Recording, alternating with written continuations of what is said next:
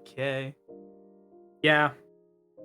No, fucking the Tsukimichi is like that's the one that stands out that's happened with where I was like watching something with Babu. I didn't care because I'd already watched all like up to I think it was when season 3 was coming out or 2. Mhm. I think it was season 3. So I'd only had like a couple episodes left in season 3 when I got her to start watching it. And then she I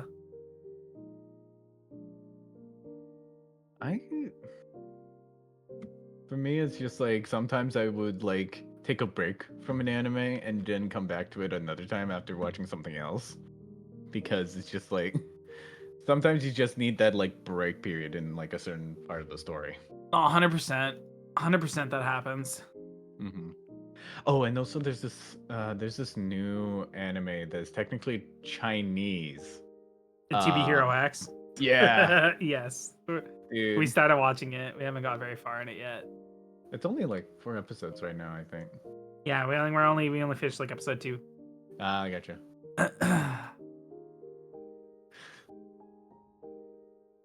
Ooh, Oh man. Oh, yeah, wait, Mina's but live, I haven't but heard like Mina yet. But she can't. We can't hear you, Mina. If you're saying anything, we can't hear you. Is it now? Yeah, there we Now we go. can. Hello. Oh my lord. Okay, like all my shit just like got it like Obliterated? flashed off everything in the whole Oh, house. power outage? Okay. Yeah, for like a second, and yeah, I was trying to get the Wi-Fi to turn back on, and oh my lord. Wait, Swan, you're also here every time it's crashed. So why don't you look at yourself, Swan? Huh? Because he's Pookie. Man. This has been a kind of a rough month for VTubers, huh? Or like I guess start of a year. First, it was like a bunch of like Hololive members like leaving. Then it was like this whole center situation, and it's also like, Well, it, yeah, Guar Girl like quitting Yeah, too. Gagata. I that's like mean, like I feel like as people have said, it's like LeBron quitting basketball at that point. I feel like that was though, like, I don't know, like kind of expected. I don't know. Because she She did had like, stepped away for a long time. yeah. I know she had issues, so hope she doing better. Spooky anime. Watch Summertime Rendering Royal. Ooh. It's really good. It's not like super scary, but it's more like thrillery, mystery. Honestly, with like horror anime, there's not many like really good ones. Summertime Rendering is great because Mhm. the main character fucking does the persona pose a lot.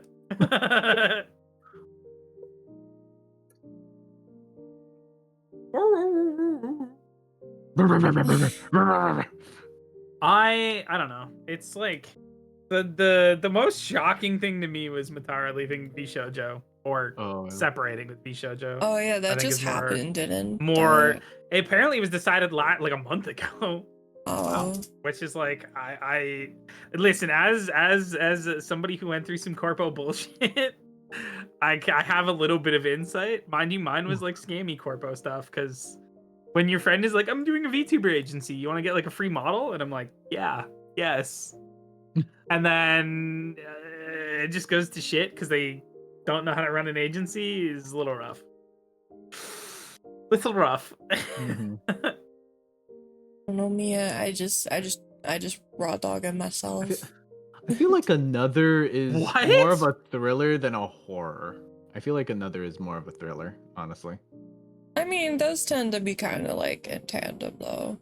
Eh, I don't really like putting thriller and horror together. It's like I two don't different. really either, but that's typically what happened. Uh-huh. Sadly, you know. Well, I think it's degrees of the same thing, right? Yeah, true. I haven't seen it though, so I can't speak on that one in particular. There's like Higurashi too, which is also horror, isn't it? Oh yeah, Not like Higurashi. actually horror, Yeah. but it's like kind of gruesome. Yeah, like the first season is really good, and then if you want to get more into it, I just recommend going into the visual novel.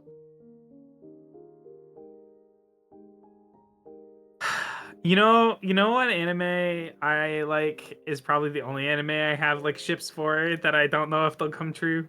Mm-hmm. Reincarnated as a slime. Oh yeah. If Rimuru doesn't fucking marry Shuna, I'm gonna fucking riot. Mm-hmm. My pink-haired girls must reign supreme, bro. I have a horror manga recommendation if you guys want that. If you wanna read something truly horrific and soul crushing, just read Goodnight Pun Pun. There you go. Oh. Well, yeah, horror manga you can find plenty of good ones. There was one. That's what I Did you say- recommend. Is Did you say Goodnight Boom Boom? Goodnight Pun Pun. Pun Pun? You don't know UN? Goodnight Pun Pun? I have no clue. I don't like horror stuff, so It's one of the scariest. It's wolf. It's a lot. There's a If you want to get your soul crushed in 2 days, read Goodnight Pun Pun. If you want if you want good psychological horror, Blood on the Tracks is really good. Blood on the Tracks is really good. It's really intense though. The mangaka for that one just does a lot of good shit.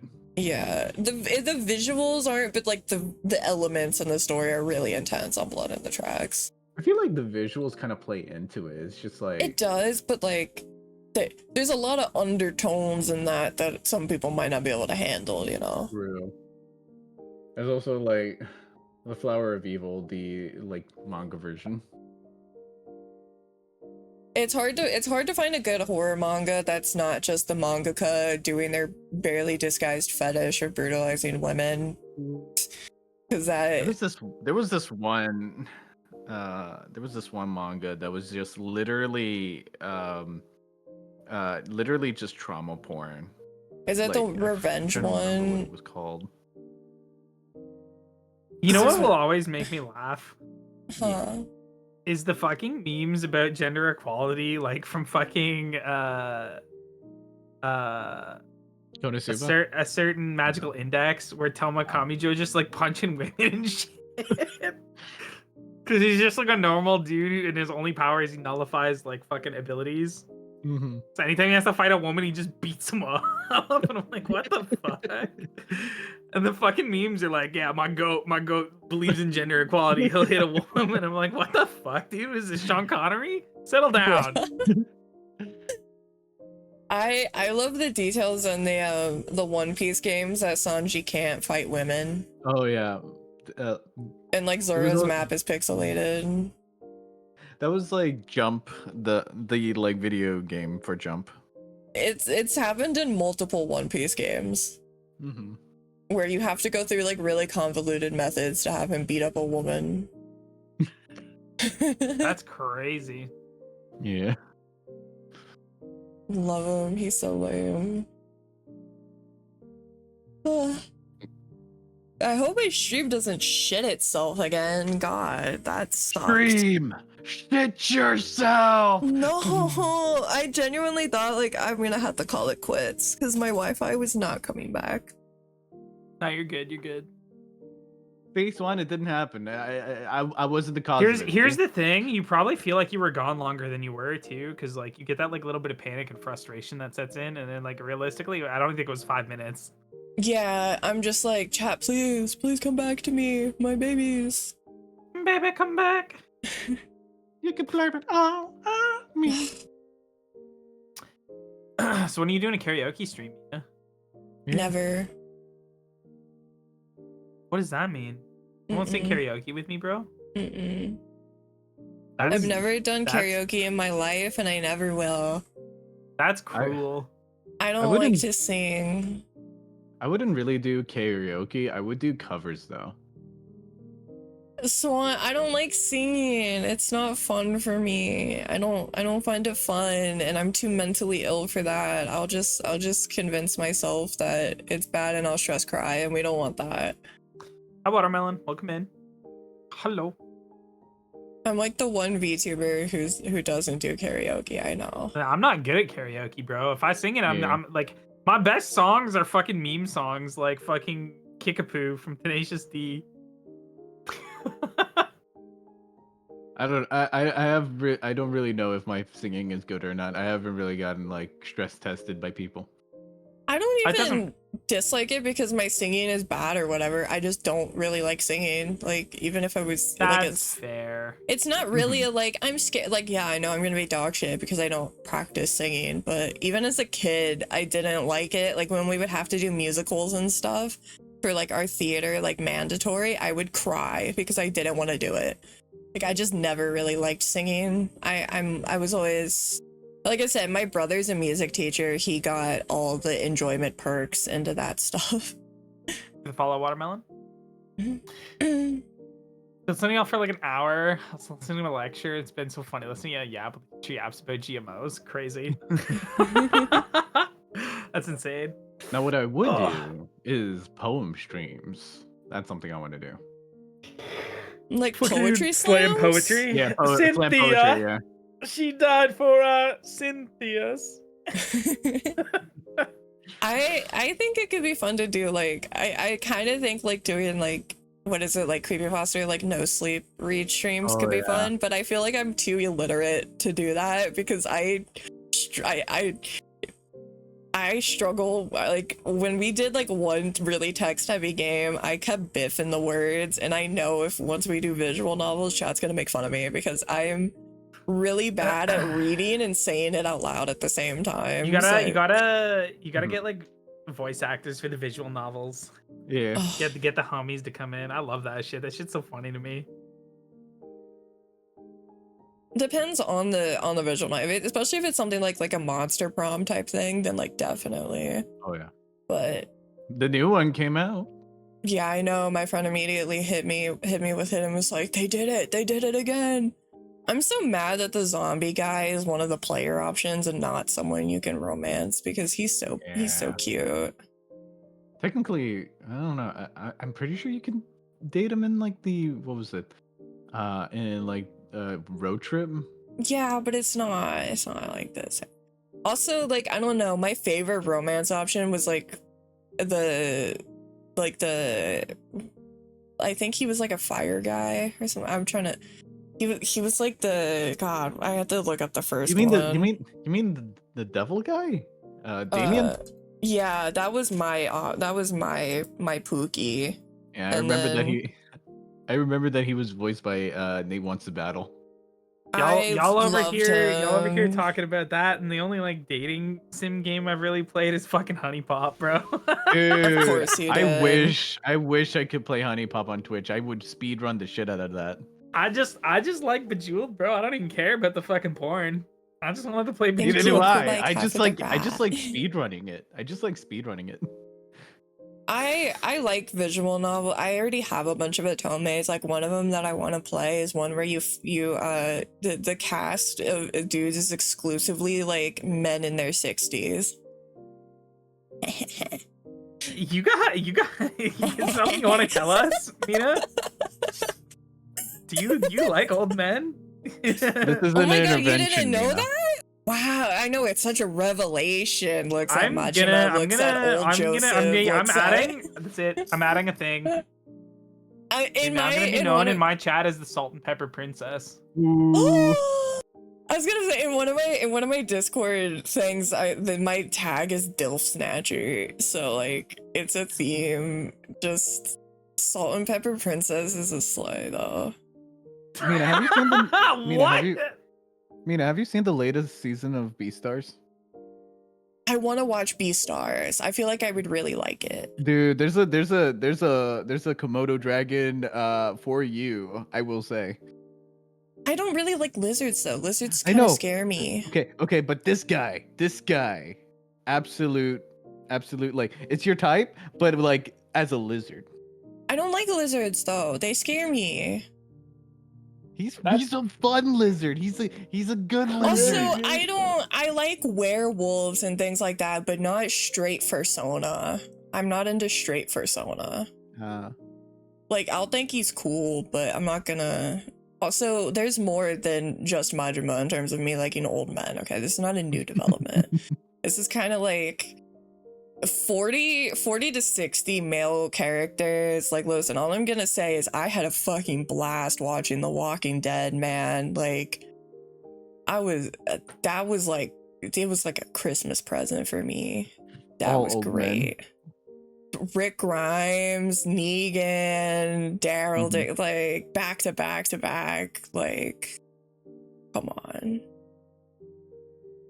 That's like, wild.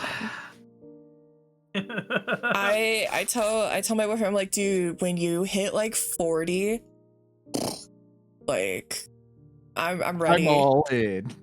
Yeah.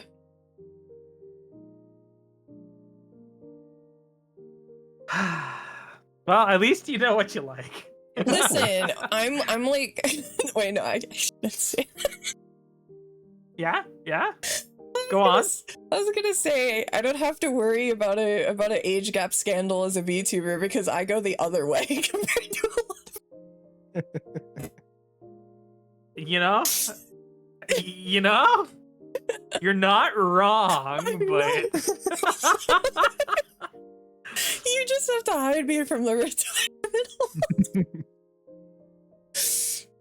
I'm learning intimate details about me. I don't know, man. You come to one of my Yakuza streams, you're gonna hear this kind of shit. I don't know. I tend to get the like, oh, you see your model and everything. Oh, you're so pretty. You probably see, and then it's like, no, just listen to me. Listen to me talk. Don't ask me about Majima or any of the other fictional gay men that I like old like middle-aged Dante. Middle-aged Dante yeah. Specifically.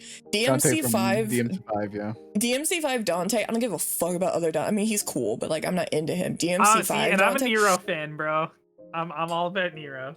Nero is cool, but like DMC5 Dante, I think maybe also just plays into the fact that as a kid I really liked Matt Mercer. I don't know. So the hair kind of like triggers me a bit and gets my brain working. DMC5, Dante, Awuga. Okay, don't comment on how I talk about Shane from Stardew Valley. Okay, I don't say anything out of pocket. I am very say so and normal about it. Okay, guys, I'm gonna commission and give a mod where it fucking Evelyn dies in Stardew Valley and you get it go after George. I'm gonna get that just for you, Mina. I wouldn't go after George. George is too old. Also, think about it though. You could be walking down the beach, pushing his wheelchair, and then you get stuck in the sand. And okay, and that's no, like the first kiss. Here's situation. The thing, George, no, Willie. Though, dude, but he smells like fish. Yeah, true. I mean, like, listen, okay, what Shane smells like alcohol. Elliot smells like fucking probably some like random weird shit he has going on his fucking beach hobo cabin. Like, Alex smells like Axe body spray.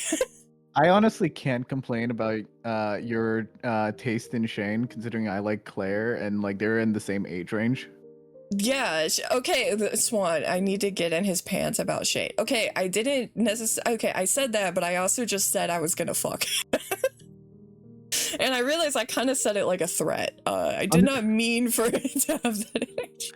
Honestly, with like how I'm doing in Stardew, I should probably just grab a Willie mod and just date him because that's Willie is wildly hot in her modded game. Yeah, I can hook you up with my portraits. Honestly, yeah, because like they made him really fuckable in the modded portraits I use. Y'all are in charge for a minute. I gotta piss so bad. Okay, so yeah, listen, they shamed me for saying that Shane is hot, but Shane, listen, okay, he got problems, but just like, I don't know how to say this without sounding like the biggest gooner on the planet. Just say it, do it. Shane do it. he just has like big cock energy. I'm sorry. Okay, like how we talking? How long do you think we're talking here? I'm not talking necessarily length as much as I'm talking Girth? like that. I know it's heavy. Okay, we're talking about girth here. Okay. And like I just like, you know, like this sleazy drunk guy, like come on.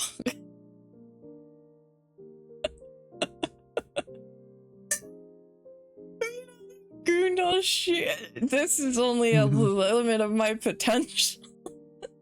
They haven't seen me in my Hades stream, so they don't know me. Alphonz with Haiti. I don't know. It's just Shane. Just like he's just hot. I don't know. He just got that about him, and then you get him cleaned up, and he goes to therapy and starts bettering himself. And like, we love a man who has character growth, and like as someone who also struggles, you know. Okay, that's what y'all are gonna hate me when I play League of Legends because that's what I say all the time about Set when I play Set because he's really slow and you have to get him like speed stat boost. And I'm always like, it's because his dick's heavy. What the fuck? Welcome back, Shiro. We're talking about dick size. I When I play Set and I'm like, hold on guys, it's gonna take me a hot second to run over there. My cock's too my cock's too heavy. You gotta give me a second. You need Jesus. They asked me about they were asking me about the allure of Shane, and I was like, I don't know if I should say this, and then they goaded me, and so I said Big it. dick energy. That's verbatim what she said. I said it seems like it's heavy, and I don't know. I mean, it's appealing. Look. I feel like he's probably roided up though. Like the meat might be Shane? there, but he probably No. Shane doesn't Set. roid. Set? Oh, Set? Oh, No, he's just built like that. I think he's probably a little roided up though. It's true. No, He's because- probably an all meat little potatoes kind of situation. No, you guys because ever have he's the not, canned he's potatoes not where they're roided up like, because you don't. If he was roided up, he would look like veins about to pop out of a fucking sausage. He doesn't have that. It's Look. just because he's half animal. That's literally. It's just because he's half animal. vascular Look. doesn't mean fucking roided up though, bro. Like He's I not see a lot roided up. of- He's just built. I think I can understand Mina's. He's built like Darius is built. They're just both built dudes. And what were we gonna say, Alphonz?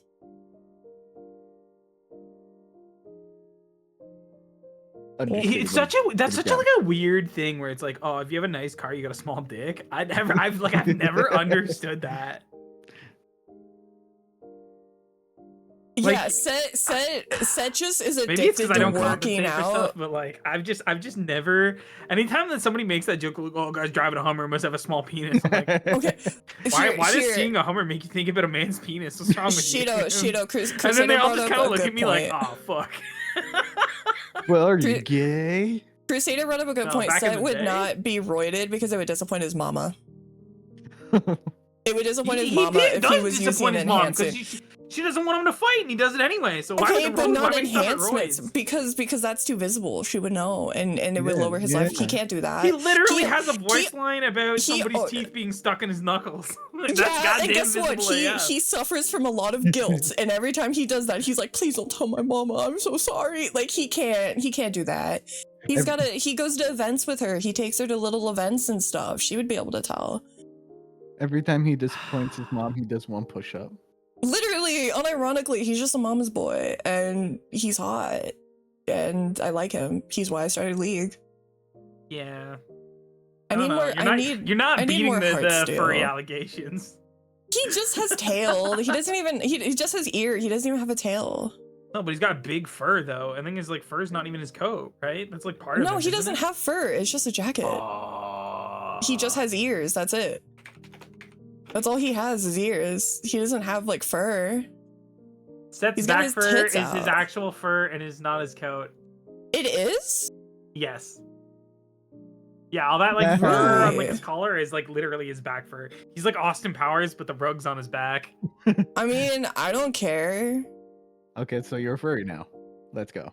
If he has a bit of 100%. back, he doesn't have like animal paws or anything like that.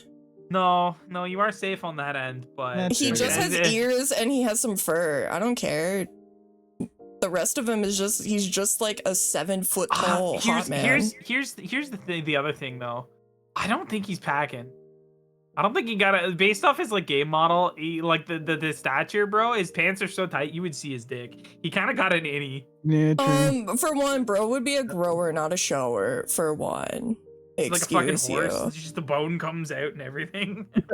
However, I think Set probably has the biggest in league? No, but like I think it's probably just proportional for his body. But I just like to joke because he's a massive man. He's like 7 foot tall. So Fair. because when they Fair. did the heart steel cutouts, they made them size accurate, and I think he was even taller than Cassante. So he's just a big dude. I think for me, like my tastes in women are the complete different when it comes to like men. It's like I like women who can beat me up. I like men that You needs could beat up. protecting. You could beat up. Also, to be fair, I don't really like super buff guys. Like, Set is kind of an exception with that. Like, Set is one of the few that I like super buff dudes. And, like, Jace as well. Jace is an exception. Oh, yeah. Dude, I take so much issue with, like, Arcane and changing League game lore. I fucking hate that so much. True. I just like I listen, you know, I don't really I get why people are upset about it, but they did make Jace really hot, so Whatever. I don't give a shit about that. I just don't like that they basically have said, oh, your story writers and your world builders for League of Legends are dog shit, and we story writers do and will do a better job, and we're gonna invalidate everything you've done. I don't like that. That's the one thing I really don't like, because that's just, it comes off as hella disrespectful to like the lore and the already established world. Like there's a lot that was pulled from Arcane that just doesn't make sense in the League of Legends like actual world and lore that they then have to go through and retcon. Yeah, they're probably, especially with the Noxus series, they're gonna change a lot to make it fit better. I mean, I'm not a super lore player. I completely understand why people are mad. I also am not like really that into Arcane. I just like I don't mind. Like, but I do understand that is really, I understand the gripes, because yeah, it did come off very like we're superior. The only way I can describe it is it has the energy of like when someone gets a new model from a new mama and they're like, I look so much better now, thank you, and it's like kind of like, oh, that's really like, to the person who previously did your thing, you know. There's like, yeah, there's levels to that, because like my first model, if you've seen my first model and how stiff I am, right, it's like $100 on fucking, you know. Well, yeah, but Fiverr. I mean, like when someone has like a design, like yeah, no, like it's like it's backhandy. New. Yeah, don't like, I don't know. You just basically be like, I love my new model, you know. Just leave it at that. That's you don't have to say one's better or whatever. Yeah, I don't like that they were like immediately, oh, we have to change everything in our game lore now. You could have just been like, no, the like the show and series canons and stuff, that's like different. It's just a different like universe, a different reality. Like you can do something like that so they can do whatever they need to do to make it work, but then you don't have to basically tell your game designers and your lore writers and everything that they don't know how to do their job. It's like I will be completely honest, I really prefer like old Victor than new Victor, because like old Victor 100%. It's just so good. It's just so good. Yeah, I don't know. Like you're gonna change character designs and update them and stuff. That's fine. I get it. And you're gonna like change some lore or whatever. See, here's the thing. Like, I actually prefer new Victor. However, I do think old Victor should have been like just an option for people who want to have old Victor. Like I don't think I love the new Victor personally. I think it looks way better than the previous one, but I know it's not just like a visual upgrade in like the way that like, you know, they typically are. It's like a complete redesign essentially. So I can understand why some people might want the old base Victor and stuff. So I think maybe they should have just done a bit different, but I do think it is more appealing personally, the new Victor, but I get the gripes about it. I don't like if they're just doing a visual upgrade to do a visual upgrade. I don't mind that, but like it's the fact that it's just like, oh, because of the show now we have to do this. I don't like that, right? Like the show was made after the game, not the game being made after the show. and I feel like they reversed that order a little bit, and that's Old like Victor not gave me good. old World of Warcraft model vibes. Yeah. Ooh. Well, I- because most of League's early aesthetic is based just off of Mhm. Dota, right? Which is a Warcraft 3 mod. Yeah. Defenders of the Ancients, and like, yeah, I don't know. I also, to be honest, I think they, especially with the Victor in particular, I just don't think they expected it as much because like Victor wasn't necessarily like an insanely used and popular person. I also think they didn't really expect that many people to give a shit and thought like we can just, you know, do it. I don't think they expected that many people to be like, oh, I don't like that you redid this, you know. So I think it also just comes to that. Well, it's yeah, I don't know. People are gonna Because get like mad both at like him changes and and stuff Jace too. weren't super popular. Mhm. Jace is like a hard play in game. I've been playing him and I've been loving him. No, he's good, but like when he just got nerfed a lot. I used to play him all the time and Yeah. like fucking clap people with him. I know He they had a lot of had really good, nerfed like, him a bunch. mechanics. Yeah, he was just kind of nerfed out of relevancy. League is at a point where there's so many characters though that they just can't, like, you literally just can't keep making new characters and not bringing old ones up. Like Blitzcrank is never played anymore because anything that Blitzcrank can do, guess what? Nautilus, Pike, all these people can just do it better. Yeah. From like safer with more contribution. Power creep is so disgusting in League that it's just like, it's one of the things that I'm like, no. Too many characters, bro. That's why a lot of people find me annoying because I just play whoever the fuck I want. Oh, me so too. like guess what? Top lane, the set experience, baby. Like I don't care if I'm going against Quinn and it's gonna be a miserable butt fucking session. I'm gonna do what I want, you know. Like That's me with Wukong at top. I'm always Wukong. Dude. Wukong jungle, Wukong mid, Wukong ADC. I love Wu. dude, I've since I also started playing Shaco, so because I got the Shaco legendary skin and I was like, there's a cat skin for him, I need it, so I got Shaco and learned to play him and I really like him. But Jesus, yeah, talk about insta ban. Oof. Yeah, I Shaco? wish I could take you back into like season 2. Shaco? I don't care, Shaco. Shaco, Mr. Yi. It's not as bad as Shiego, you know.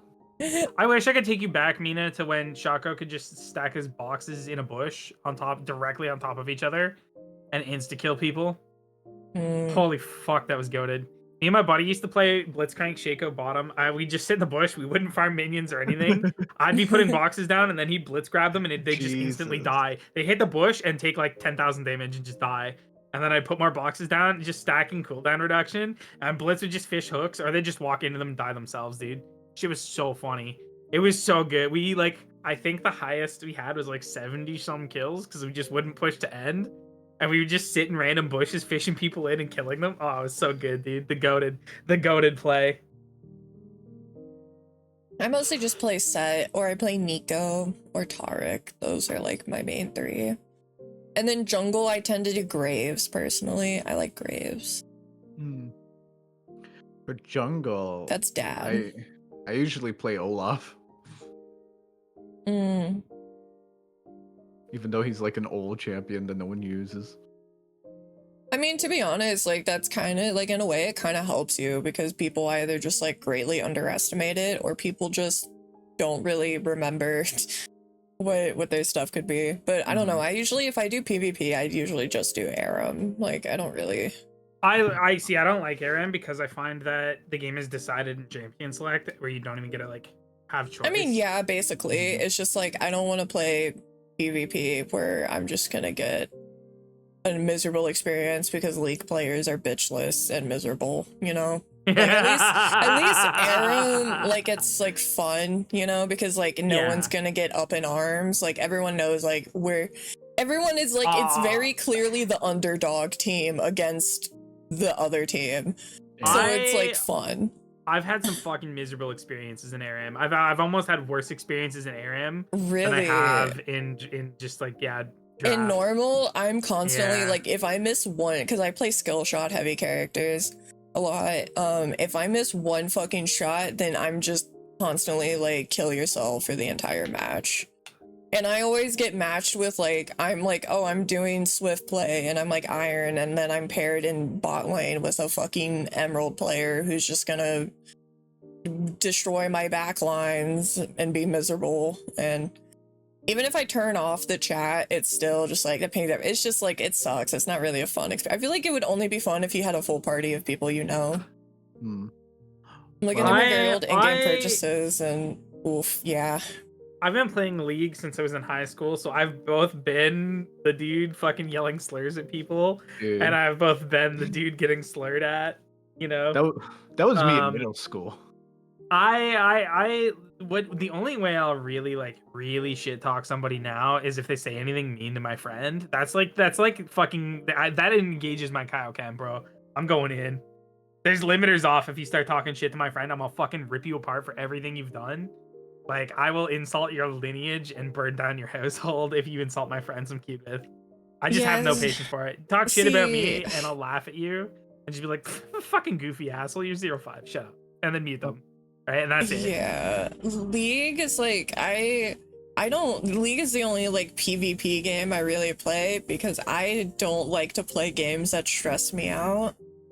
And like that's about all I can really do. I don't have interest in any other like WoW, Marvel rival. None of that shit is. I would rather like honk shoe. I can't do it. You fuck with like MMOs at all? MMOs are cool. I just haven't played one in forever. But I've been waiting so long. I want a fucking good MMO. I used to play the Lord of the Rings online. Bro, I used to play Final Fantasy 14.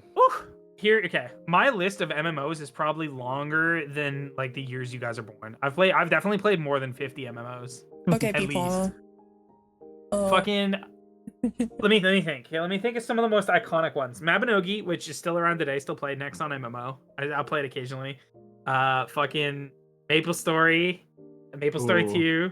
Fucking World of Warcraft, every expansion basically I've played. I used to play this one called Free Realms, and I feel like no one knows what it is. I know what it is. Played Free Realms, played FlyFF. Devastated when Free Realms closed, man. I would literally just get on it and I would just run around the map and just like play like role play in my brain. That's all I would do for hours. Exactly, yeah. Bro, fucking Guild Wars, fucking 1 and 2. Fucking there's an old game called Turf Wars, Revelation Online. I fucking played Terra. Terra. Played Terra. I was a Lancer. I was top Lancer in my server for way too long. I forgot what. Vindictus. Fucking. If there's been in a Japanese MMO. Okay, to give context about me with gaming. Okay, so I have a brother who's like 8 years older than me. All right, most of the time he had the console. So he had a GameCube, and he had the first like Nintendo one with like the big cartridges. I don't remember what it's called. Super Nintendo or yeah, that one. Nintendo. He had that one. And then eventually I got a Wii and then Xbox, but I was really late. I was like in middle school at that point. I got my first computer in 2015. Otherwise, I had to play on my mom's computer. And when I got my first computer, really the only thing I could play is The Sims because I didn't have money to buy anything else, and I had a DS, but I didn't have money to buy games, so I would just go to Toys R Us and I would dig through the clearance aisle and I would play games that no one's ever heard of, like vet games and shit, because they were like $5. I'm gonna make you play Project Zomboid with me one day. I have Project Zomboid. I played that. We gotta play when the fucking. I didn't really start playing games, to be honest, till like actual like games that weren't just like a sim or like a random old game I had, was when I went to community college. And when I got with my boyfriend, because I played games with like the friend group. But before that, I would play like story games on my Xbox or my PS4, but it would be like 4 years after they came out and were on clearance at GameStop. So like for me, getting Dishonored when it came out was like a huge fucking deal, because that was like, this is insane. I never get to buy a game when it comes out. So I am like a very like rudimentary idea of gaming. Like I don't have a lot of experience or desire for a lot of them, because I they don't have the nostalgic drive, and I never grew up playing them, so it doesn't hit the same for me, I feel like, as a lot of people. That's fair. So that's why I tend to just really be into like spooky games and stuff, because that for me is like, I like spooky when I was younger, so like that feeling transfers over. But like I never got the like high school, middle school like drive of doing PvP and doing all that kind of stuff. Like I never had that. I never had a friend group to do that with, or just people online. So I never like. So for me, I have no interest, but I understand why people do. I didn't really play any like competitive games. Like I play like Smash or whatever with like my brother and my friends. We play like Halo, like LAN parties and shit. But it was never like League of Legends level competitive. The only reason I played League of Legends because this fucking online friend I had from Mabinogi was like, "Hey man, I'm gonna play like this game. You should download it and come play." It's like beta League of Legends. I'm like, okay, fine. Like I was just trying to explain it. He's like, "Yeah, it's Warcraft 3." I was like, "Oh, I don't fuck with Warcraft that much." He's like, "Nah, but trust." And like the concept at the time, dude, when he was like, "Yeah, you can level your character up to level 18," but then like they reset. I was like, "Why would I want to play a game if I have to re-level my character every time I play? That sounds awful." He's like, "Nah, you don't get it." And that was just like such a foreign concept for me from playing like MMORPGs and fucking like just general like JRPGs and shit. That I was like, why would I want to re-level my character every game? That sounds fucking stupid. Like my brain literally couldn't comprehend it, and now you're like, yeah, you gotta level up every match. I'm like, oh, okay, yeah, so it's like an hour game, got it. It's like roguelike, perfect, understand. It's interesting how that changes. For me, when I was like growing up, it was mainly like my first like legit gaming thing was like the Game Boy Advance. Like I just like played. Was it the SP or was it just the full advance? Full advance, like the one that is like the one that like flips up and down.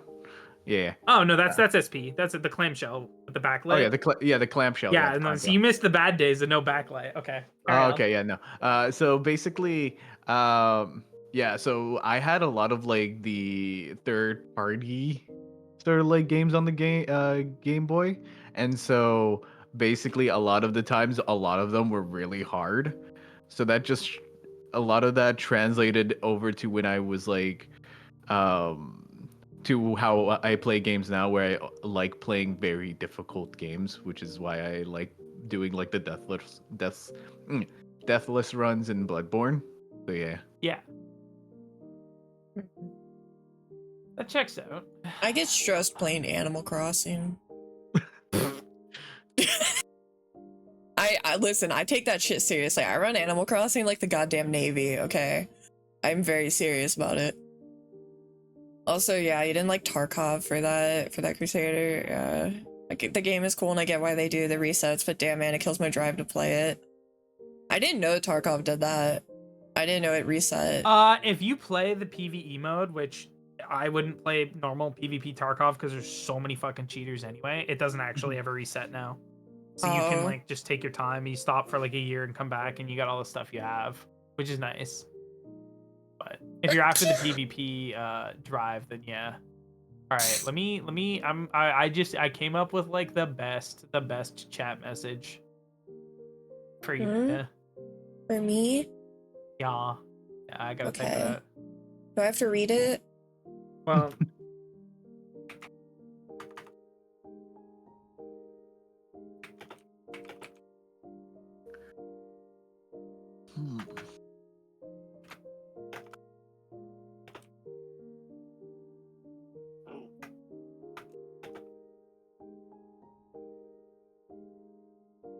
The anticipation is killing me.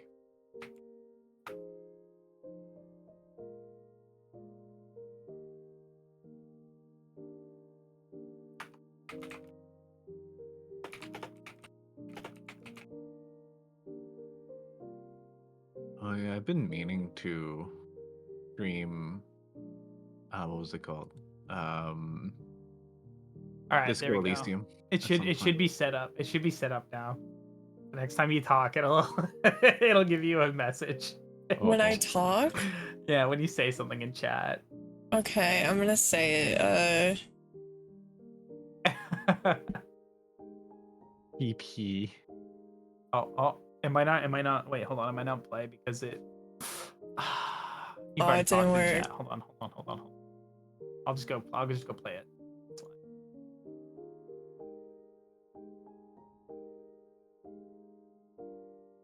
Bum, bow, dow, dow, dow. Can I play? Here we go. Hide your dads, hide your grandpa. grandpas. It's me to matches to the Salt and Pepper Pizza. Nice. You forgot the Y on my name, but. Bow! Uh-oh. Crazy. Hide your dads, hide your grandpa. Yeah, I'm on the prowl. Hide people. I'm on the prowl. Hey, you know what? Respect. That's what I love when I talk to people and I mention that like Joseph Joestar's hot and they're like, yeah, part 2 is really good. I'm like, yeah, part 2, right? So totally talking about part 2. Totally not talking about when he's dressed as like a fucking old man adventurer. Indiana Jones, man. Yeah. Gosh. See, I know nothing about that, dude. I don't know. I don't know it. He's just hot. That's all there is to it. Hey, He's also hey. stupid. You like what you like, man. I got no complaints. He's a diva, and I like that. If like, okay, if somebody could get Majima's voice actor to give you like a personal like message, That's what I said. That's what I was like suggesting. would that be a dream come true or what? His Japanese voice actor, yes. Yeah. Mercer? To be fair, I would still his English voice actor is Matt Mercer, which still would be a dub. But I listened to his Japanese dub. That would be his Japanese dub. Yes, that would be an ultimate dream. I would for even if we're talking English, I mean, it's Matt Mercer, I'd still be happy. But I don't really see him as Majima. I just like him because he's Matt Mercer. But. Yeah, his Japanese voice actor, yeah, definitely. Are you talking about some like a cameo? Are you talking about like a Majima cameo? Yeah, but it's just like he just gives you a voice message like as where it's Majima. the voice thing. Just like crazy Majima is like, oh, you're so cute, Nina. I would cry. It would be like my holy grail. Noted. You-chan.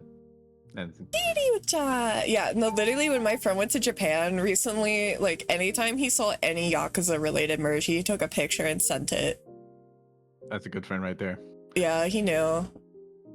He knew that and cinema roll. Those are the two. He was like, here you go. Here's your food. I honestly, if you're gonna do like a full Yakuza series playthrough or whatever, you gotta do Judgment too. I'm gonna go through all of them. Ooh. Well, Judgment's like not technically Yakuza, right? I don't care. Same setting, but yeah, Yamagi and fucking. You're gonna love Kaito. You're gonna love Kaito. Yakuza, Judgment, Like a Dragon. I don't care. I put it all in the same category, pretty much. Yeah, RGG games. Yeah. I'm so I was home when the Switch 2 announcement came. I was like, oh man, okay, because I've been tempted to get a Steam Deck so I could play Yakuza when I lay in bed.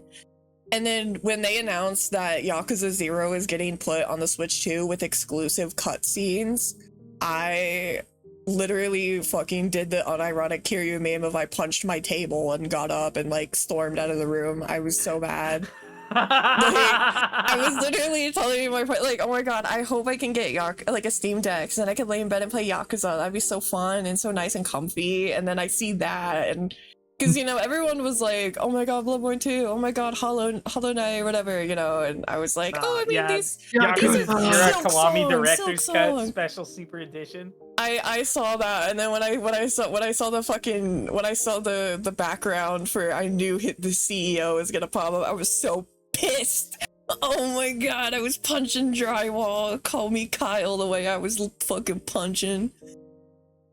Oh. That's like, wild, dude. Especially Yakuza 0 era Majima, because like I do love silly Majima, but Yakuza 0 Majima is also like a specific kind of like a wolf. Like Mad Dog Majima was. Bro, he's just so broken. When you play Zero, when you play Majima, do you just do the breakdance, the spin to win? Yeah, it's really fun. That's my favorite fighting style, if I remember correctly. Bro, the breakdancing and you just do the spin to win though. He's the one move where he just spins around in circles, kicking people's legs, and he It's can't very be fun. hit because anybody that goes to punch him just like kicks over him. It's so goofy, dude. That shit, I Dude. seen that shit and I just laughed. I was like, what the fuck is this, bro? Who's this fucking Eddie Gordo? What the fuck? Ugh. Yeah. Yeah, that would be a definite dream. I want to eventually get like, I want to eventually get like Majima merch. It's just really hard to get some that isn't ungodly expensive because it basically has to be ported from Japan. Make yourself a Majima shrine. I would love like, dude, and I'm kind of shocked because like tomorrow, obviously I can't stream because I have a doctor's appointment, but that's also when my stupid fucking gacha game, the new banner, comes out, and I'm gonna cry if I don't get my boy. He has a habit. It's Love in Deep Space. Oh yeah, that's right. He has a habit of coming home at hard pity, and if he does that again, I'm gonna lose my fucking mind because I have like 100 polls saved up for this, and I need to manifest because I only play the game for him and him alone, and that's it. I don't give a fuck about that. Well, I don't mind. I like Silas. He's cool, but like I would not play the game for him. I play the game for my man and my man only, and I need it. I need the card. I already got my character from the recent banner from my gacha game, so I'm good. Which one was it? Was it like Zenless? Oh, Zenless. Yeah, Vivian. Oh, the Gunnar game. Yeah. I'm not gonna one deny second. it's not a Gunnar game. Well, It's definitely a Gunnar game. yeah, he's bringing in a raid. Yeah,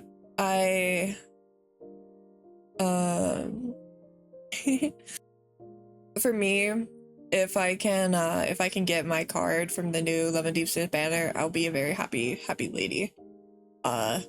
Otherwise, I will be devastated. I mean, I will get it. It just depends on if I have to spend money or not. That's the issue. I'm still confused on what like Love and Deep Space Love in even Deep is. Space. It's Yeah. an Otome gacha game. Okay.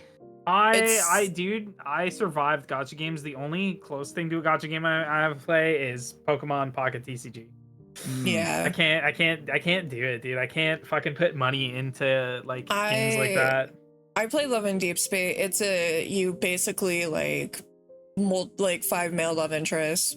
You can technically each one is like in canon. If you're romancing one, like that's the one you're romancing. You're not with the others, but their story, all of them are involved. Some people romance all of them, and then like dumbasses get mad that they don't have enough free points to get shit for all of them. Like, hey, yeah, stupid, you're not supposed to go for all of them. Like, I'm an Otome veteran. I've been playing Otome games since I was like 9, like on my phone. So it's like, if you want to go for multiple dudes, you have to give money. If not, you're stupid. I don't know why people think it's going to be different. Hear me out. 5 accounts. Yeah, that or unironically, yes, that's what you would do. Back in the day, if you wanted to romance multiple dudes, you would get multiple accounts. That's what you would do. Like, but like a lot of Love and Deep Space fans now, this is like baby's first gacha, and this is also baby's first Otome game. So they're like, why can't I romance? Because that's not what it's built for. I pick my guy, I have my boy, and I romance him, and I don't get shit for any of the others. Like, I like Silas, he's cool, but he's not my guy, so I just don't pull on his stuff.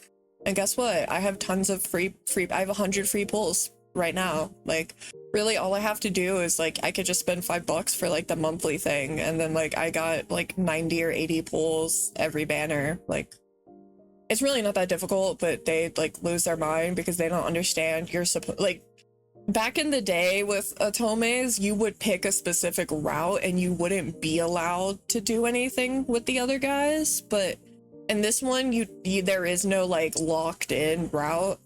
So they think that means that there's supposed to be an equal chance to romance everybody. And no, that's not the case unless you want to be a whale. Like, they just don't understand that though. But yeah. It's fun. I mean, it also has a really cool combat system, but I just play it because I like the guy. Yeah, I don't know. I just can't with like predatory practices. That's like the that only gacha anymore. game I play, and I think it's also not as bad. It's made by the same people who make Infinity Nikki. Infinity Nikki, despite what people make Infinity Nikki's gacha, is probably the worst I have ever seen. Infinity Nikki's gacha is the most egregiously horrific gacha I have probably seen since like the classic Fate gacha. Like, it's so bad. Like, literally, if you don't know, because for Infinity Nikki, the gacha is you're trying to get outfits. Each piece of the outfit is a separate 5-star. I played Infinity Nikki for Babu. She lost progress and didn't want to do it again, so I did it for her. I don't think she touched the game after you that. will literally, like, one of the newest outfits on the banner is like 15 pieces. That's 15 5-stars you have to get, and you don't get the full benefit of the outfit unless you have every single piece. So you need to have like 200 pulls worth to guaranteed get it. And then they run multiple banners at the same time, and then you're lucky if they throw you 20 free pulls for the entire patch. So it's really egregious. Like Love and Deep Space, Honkai, Zenless, nowhere near and anywhere near as bad as that, despite what people make it out to be. I won't lie, I did spend some money on Zenless just to get I usually spend like max $20 on a banner. Here's what I will do for like my gacha addiction if I have to do it. I'm gonna just buy Beyblade random boosters. Because at the end of the day, I can just buy a box set that gives me everything. Well, yes, but you can just buy the full set. Like, they sell them in the box. There's like 6 bays or whatever. If you buy just a box, you just get each one. So it's like, I'm just buying 6 Beyblades to get the one prize bay I want. And it's like, cool, yeah, whatever. You're still spending money, but also like, it's not just a fucking bit of data. I'm getting a physical like item, so I could always resell it. I can get my money back. I don't know. Here's the reason why, here's the thing about Love and Deep Space that I will say why I don't mind spending money on it, because I don't think a lot of people realize how much content you get, because I completely understand not wanting to spend money on a digital thing, like 100%. That's me with most games, except for Love and Deep Space and League skins, basically.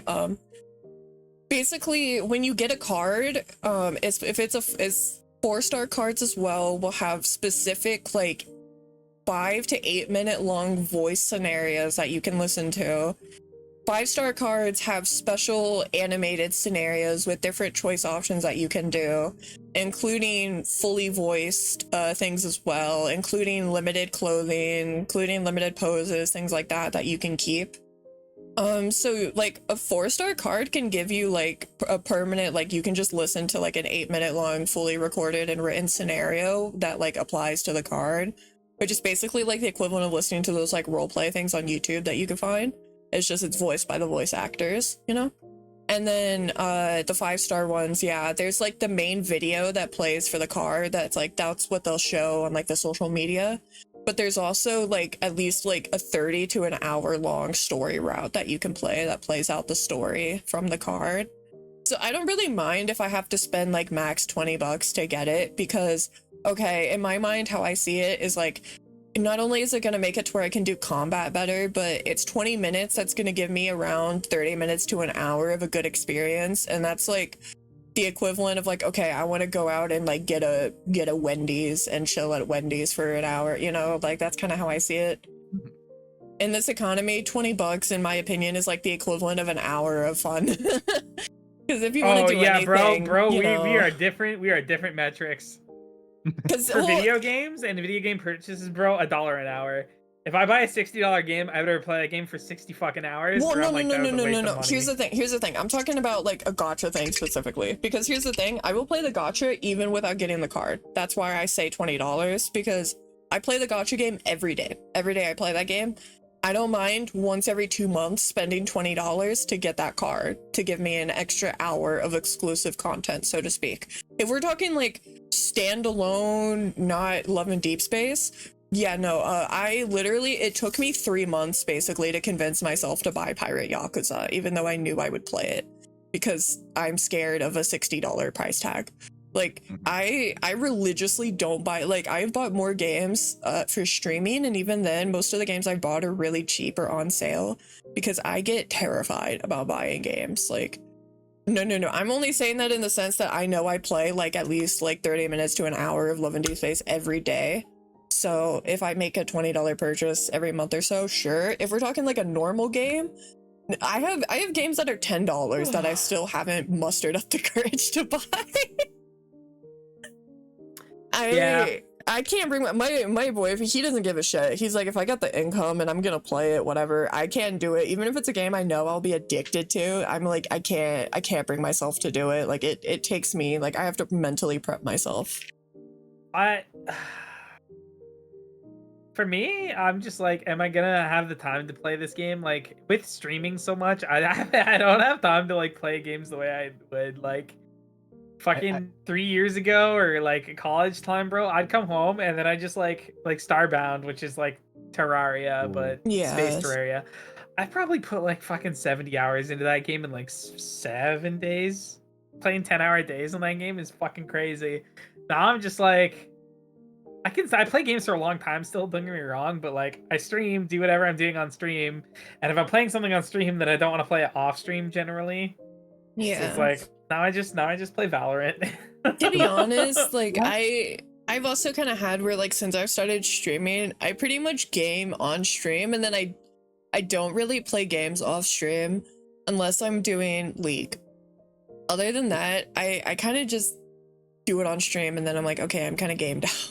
The last game that I like put in the effort to actually beating was like Metaphor Refantasia. That was the last game that I played. That was like, I've heard that's really good. I was looking at that and then I was like, nah. It's I'm not really gonna buy it. like it's really good if you want to play it by yourself, but like I wouldn't say it's like a good streaming game. I don't know. I'm excited for like a new Digimon game. The new Digimon series looks really good. So I'm hoping it's like fucking baller. I miss Digimon games, dude. I haven't really played that many. Digimon? Go ahead. I didn't really know Digimon. I went into Sadia, who's often in our chat, my chat. I went into his chat while he was playing, and he talked about Digimon. And I was only like, I knew Pokemon, I knew of Digimon, but that was it. And I just remember asking him if there was any cute cats. And he told me there was one that punches things. And I looked him up, and I like him. I like him. I like the punching cat. Do you like Leomon? I had to look up what that is. I literally have zero knowledge about Digimon. Google Leomon. You might get like some daddy vibes from him. Oh wow. What? Oh. I don't like the big feet. I don't like feet. I don't like him including animal feet. I don't like big feet. Here's the thing. Digimon's really weird because they go from like blobs to like a fucking dinosaur or something to like a cat man. That is kind of just a grown ass man. when he evolves again though, he turns into a fucking cat, like a big saber-toothed tiger cat. I was gonna say that is just like a grown ass man. And then there's like Digimon. Like Digimon's evolutions are this, right? It's like egg into goo guy into like some sort of like dinosaur, other like small cute creature, and then when they start evolving from there, it's like, oh yeah, little dinosaur turns into big dinosaur. The next evolution, big dinosaur fucked the washing machine and got a 50 caliber sniper rifle. Yeah. And then the next one is it somehow it turns into a fucking like a knight, like a dragon knight. I like Digimon evolutions are wild. Also, like, did you ever watch Hunter x Hunter, Shiro? I didn't really ever watch it, no. Okay, something about that about his design for some reason is kind of giving me Uvojin vibes. Uvojin. Oh yeah. It's kind of giving me the vibes of this dude. I sent a gif in our group chat. That's the energy. Like obviously he's just a dude, but like the way it looked, like his body and everything reminded me of that. When I play, which by the way, best Hunter x Hunter character, and I will forever hate Kurapika for that because Kurapika is lame and auraless and a pussy. Ayo, come on, don't do no. Like Fuck that. him, loser. No. He has the aura. He doesn't. He's a fucking twink. Just because he has a cool piece of jewelry and I got red eyes. He has no aura. Is like the coolest ability though. He literally just did like basically, I mean, I don't know the easiest way to describe it is just like heavenly restriction. Like he just did a binding vow on himself. anyone can do that if they're desperate enough. Yeah, but it's like each one is specifically targeted towards an individual. Yeah, I mean, like, cool, but like, okay, he's got a hit list. That's not really aura to me. Like, okay, guess what? Fuck Gon too. Yeah, Gon. Yeah, no, Gon doesn't have Gon aura. is Gon is one of my most hated anime characters of all time. I want to see that little shit die on screen. That's what I want. We can agree that Gon is like, yeah, it doesn't have Gon aura. sucks. No aura. Sorry, Taka. Sorry. Sorry. Just because he turned into a grown-ass man for that one scene. That's it. You know who has aura? Killua. Killua has aura. Yeah, dude. Killua's an aura farmer. The lightning and wind god form, dude. That's my favorite. I don't like because also for one, the Phantom trope are infinitely more interesting than like anything Kurapika brought to the table, in my opinion. Also, I'm sorry, but like I'm supposed to believe that I get he basically just has super OP hyper specific ability, which I don't think is that interesting. And I think it's so like, I'm sorry, I'm supposed to be happy that this stupid little twink beat the dude who bit a guy's skull in half, ate the fucking pieces, and shot it out like a bullet at someone. His Nen ability specifically allows him to beat him. Lame. My Nen ability is that I can kill 9 people. Yeah, because it's specifically for them. And guess what? They made him kill the coolest dude. Hey, he wasn't that cool. He bit a dude's skull and shot the skull fragments out as bullets to kill other guys. He's just an older Gon. Okay, no, Gon has. I know what you guys are talking about. Gon literally just does rock, paper, scissors. He has one move. Okay, Uvojin does not have one move. Uvojin is just strong. That's all he is. He's strong. Gon, I don't like Gon because Gon is a fucking shit friend and he's so annoying. I loved Gon at the start, but when fucking Kite came in and he acted like, oh man, this dude I knew for 2 weeks, I suddenly am like, I need to do everything for him. Oh, I met him one time as a child. And then the thing with Killua, where Killua was like, hey man, and he told him, you don't understand my pain, Killua. You could never get it. No. I was like, fuck this kid. I won't deny that Kite was actually a pretty cool character, but he was cool, but here's the thing about Kite. Kite was cool. However, Kite I did not think warranted the amount of showman for it, because he was just a dude. Like, that was it. Nobody will aura farm an edgelord harder than Haseo from fucking .hack GU, bro. Like, he was horrible to fucking he was horrible to Killua, and Killua is way better, and that's the reason why Bisky even told him, like, you gotta cut that dead weight off, bro. I won't deny that I really love like a lot of the Chimera ants, because like they're really cool. Hey, guess what? Do you want to guess who's my favorite anime character of all time? Let me guess, Meruem. It's Meruem. Yeah. Guess what? Meruem. Guess who I have a figure of looking at me right now? It's freaking Meruem. Yep. Meruem, my king. No, I like the red guy more, honestly. Yeah, he's cool too. I like all of the ants. I don't really care about. I don't like Shiapoof. I did at the start, and I don't care about the cat girl. But I like that she got better, but Komugi and Meruem, I sobbed aggressively.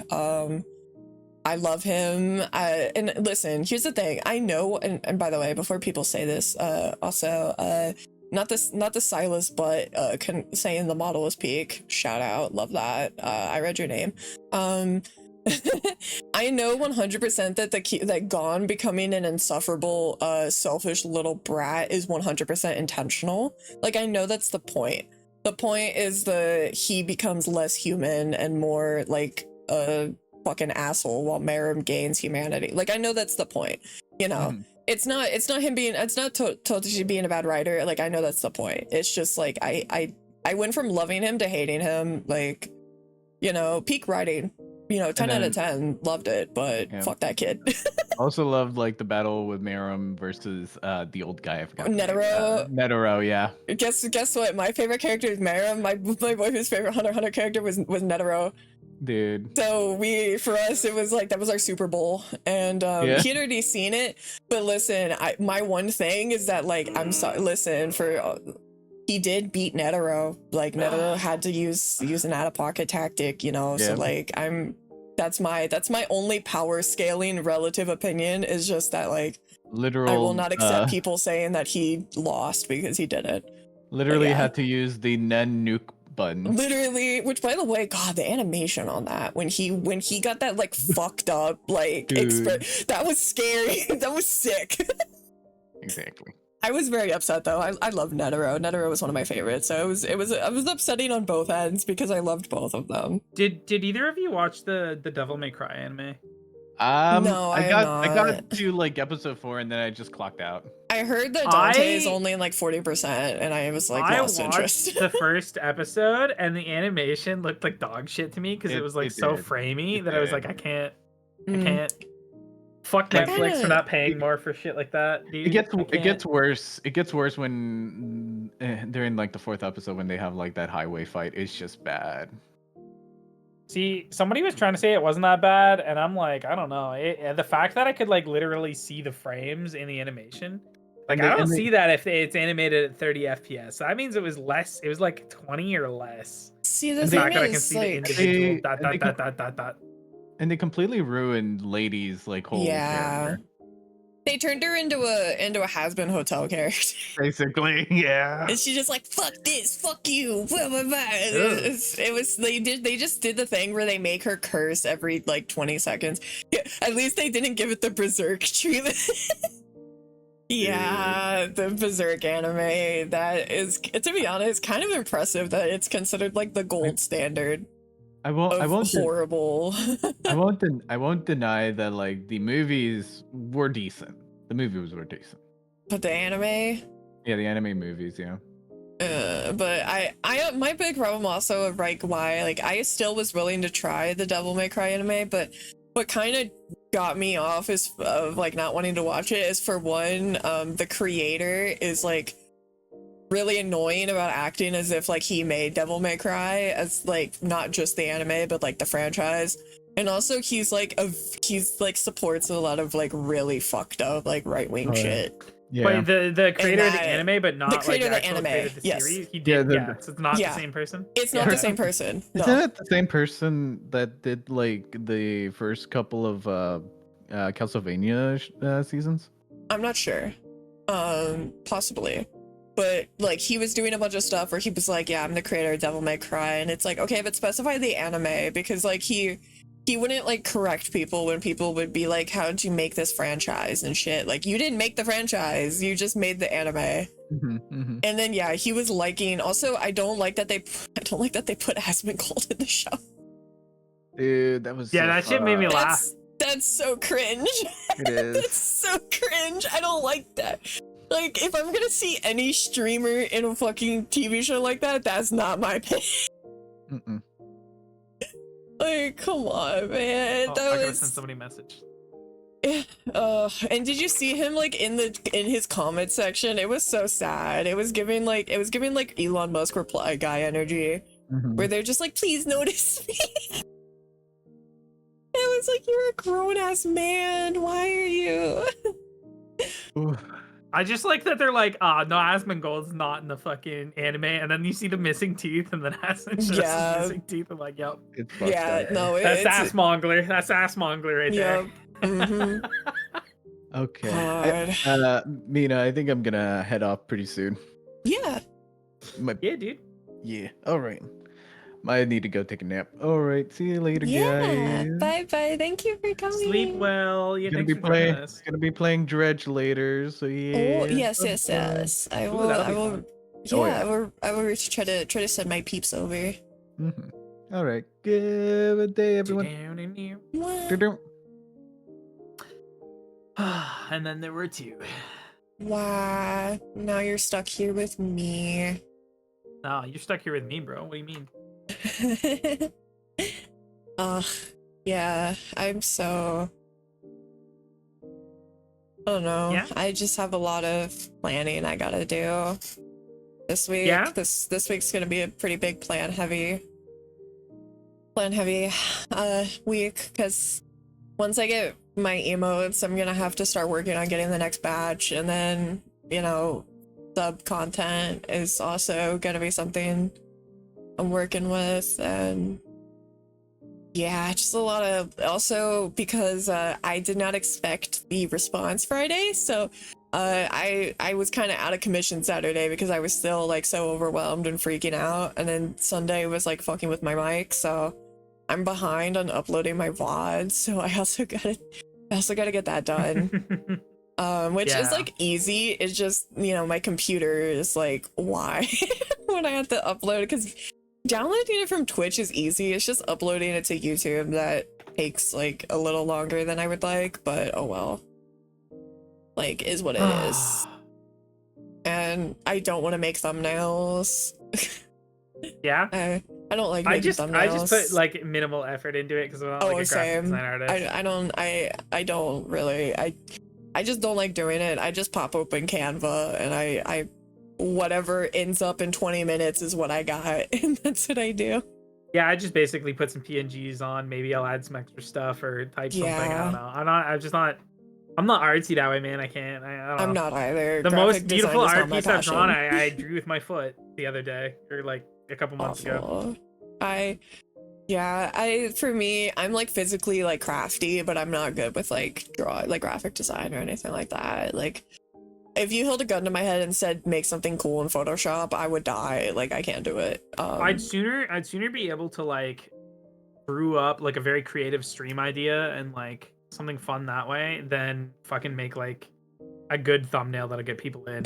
Yeah, which is like my downfall, dude. I don't know. I feel that that's like this, like outside of tomorrow where I can't stream, like Thursday and Friday we're just doing Yakuza to try to like blast through the main story a bit more, and because that way I can know like, okay, I'm playing Yakuza, like I know what to expect vaguely, you know. So I can have more time to get to the drawing board, because I'm also still trying to plan out because we're pretty much set on like, for now, like Fridays are Yakuza, and then Thursday, depending if we want to do double Yakuza or not, and then Monday is like Stardew for now, and I'm gonna like pick like a horror day, and then just like, I don't know, maybe like a random YAP day or like a, you know, something like that. So I'm trying to make my schedule a little more consistent, I guess you could say. Yeah, I mean, I don't know. One of the best things you can do, dude, is don't be afraid to just put variety day. Yeah, no, like give yourself the time to do the things you want to do, like when you're feeling it, because like nothing is worse than being like, I want to play this game, I'm gonna play this game, and then you get to the day you start playing the game and you're just like, ugh, fuck. Yeah, that's the thing too, is like for now, like I'm trying really to only play games that like I know I like or will like, and dealing with like not really vibing at the time. Like I kind of had that when I was playing, sadly, the Crooked Man, when I was doing that, because I also didn't have I had an episode obviously, and then I got stuck at a stupid part, and so I just had to end stream, you know, because like if I normally just would have just stopped playing the game and just done YAP or something else, but then there was the added layer, so I just went. But I think I'm definitely planning on doing, like I said, maybe just like a day that's either just like YAP or like variety, just kind of like whatever the vibe feels like, you honestly know? Dude, like if you get like a good TikTok feed or like YouTube short feed too, just watching stuff on stream, totally fine. Yeah, I just that's another thing I wondered about. I didn't know how, like, you know, that kind of stuff would work, you know. Yeah, I mean, it's basically fine. You might run into like an issue doing that stuff, putting that on YouTube, but I don't really know. As long as you're not just like sleeping and the video's playing, you're good. If you're actively like talking about it or like pausing it and stuff and talking, YouTube generally doesn't have problems with that. I mean, you can also go the extra mile too when you like, if you're watching like a video specifically, just make sure to give like credit, scroll down, show, you know, spam the link in chat already. You can do extra stuff like that to like do not be scummy. I don't like React content where they just sit there and like, oh, interesting. Yeah, you gotta be able to Like I would much rather have a pause streamer than one that just sits there and lets it go and it's just like, ah, yes. That's a thing. Yeah, I don't know. It's like 'Cause that XQC just watching feels- The Dark Knight on stream, bro. He's just literally Oh, my watching the movie, lord. sitting there quietly. Yeah. What the fuck are you doing, bro? Talk to us. Yeah, brother. Yeah. Literally, like, don't be afraid to pause. That's fine. I yap too much. I've had streams where I'm like, we're gonna play Stardew, and then it's 50 minutes in before we start playing. Yeah. So I'm thinking I might do like a week, like a day in the week that's just kind of like variety / yap. So whatever I feel like, if we're just gonna chat, we can chat. If we're just gonna play something random, we can, because give it a bit of flexibility and also maybe get the yap out of my system. That makes sense. I don't know. I added like a redeem to my channel, which is just like talk time. If I'm just playing like a game by myself, somebody can spend the channel points, give us a topic, and we'll just pause playing the game and we'll just talk. We'll just talk about that topic for, you know, however long. Yeah. I figure that's like a good way if somebody has something they want to like talk about. Yeah, that's kind of like my thing. It's just trying to, because also like I tend to do like Mondays. I typically do my like little like weekly update, you know, of like the plan and shit. So that's what I had to do Monday as well before I started Stardew. It was like, okay, here's, oh boy, here's everything that's gonna be going on. Yeah. I get you, dude. I don't know. It was good. It was good seeing how much support you got in your first affiliate stream. Although, fuck everybody, and now I'm like low key like, because I was gonna be the first sub, but then I fucking was sleeping when you started streaming. Literally, I didn't even know you did the affiliate application thing, or I would have gone on before you started and done a sub. I literally said in stream, I was like, Shiro's gonna be so upset because I'm so mad. I didn't know you filled it out. I knew you hit the requirements. Yeah. And then I just woke up and it was like, oh yeah, no. Okay, to be let me fair, get 305. Okay, to be fair, here's the thing. I saw people saying that it would take like 20 to 48 hours for theirs to kick in. Nope. I was lied to because I filled it out and they were like, all right, get in there, gamer. It's like, what? Yeah, no, it depends on the time. They the confirmation things, as long as you meet all the requirements, basically go out at like 8 a.m. EST or something, like automatically. Oh, because it's just you fill out like the things that you need, and then I'm pretty sure it's just like a fucking instant check thing. Yeah, it's like the system looks, sees your application, makes sure everything's filled out fine, and then boop, you're good, you're monetized. Yeah, I just went through like, yeah, I saw people saying that, so I thought like, okay, it'll probably be ready then by like my Monday stream. So then it told me like an hour and a half before, I was like, oh shit. So I crunched to get my shit set up, and that's why like my alerts weren't working, because I had to set everything up like last second because I did not expect it, and my alert didn't work, and none of it was so scuff, and I was overwhelmed. Addy and then Void and then Sadiel are 3 fucking mad lads, and I was like, cool, now I can eat for 2 months. So like, shout out, you know? Yeah, I mean that's like, you know, it's good. It's good that you got that. Insanity. I've you know hit my peak. Let's go. What a compliment. He looks cool. I want to play Roblox with him. That's so cute. That's so cute. I've never played Roblox before though, so. I haven't either. One of my friends is obsessed with it. She loves it, but I've never played it. I don't know. I can't. I've never had the urge. Like, I know. It just seems weird to me. I don't know. Yeah. It's like Roblox is like the off-brand love child of Minecraft and Lego to me. For me, I know it's not necessarily, but like I just can't in my mind separate Roblox from like the concept of being like a 9-year-old. And like I know a lot of adults and teenagers play it, but I just like in my brain I'm like, this is a kid game. Like I don't want to invade the child space, you know? Yep. 100%. I grew up with Minecraft. I can play Minecraft, bro.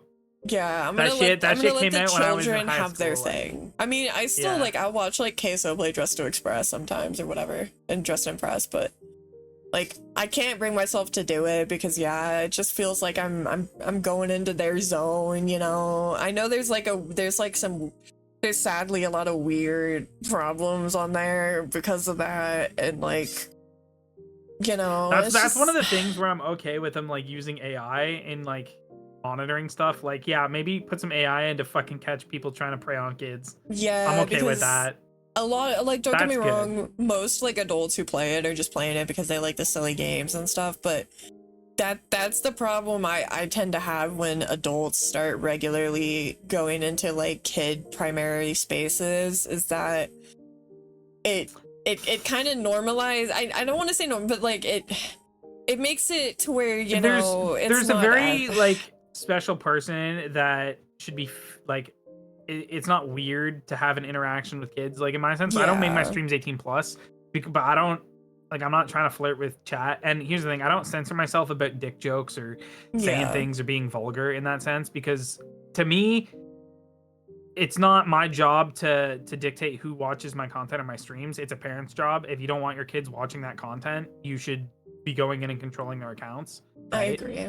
But I'm also very aware that because I don't do that, there could be kids and stuff there. So I'm very protective about that. And if somebody comes in an actual problem, I'd rather be like a big brother figure, give actual good advice, talk to them about their problems if like that need arises, right?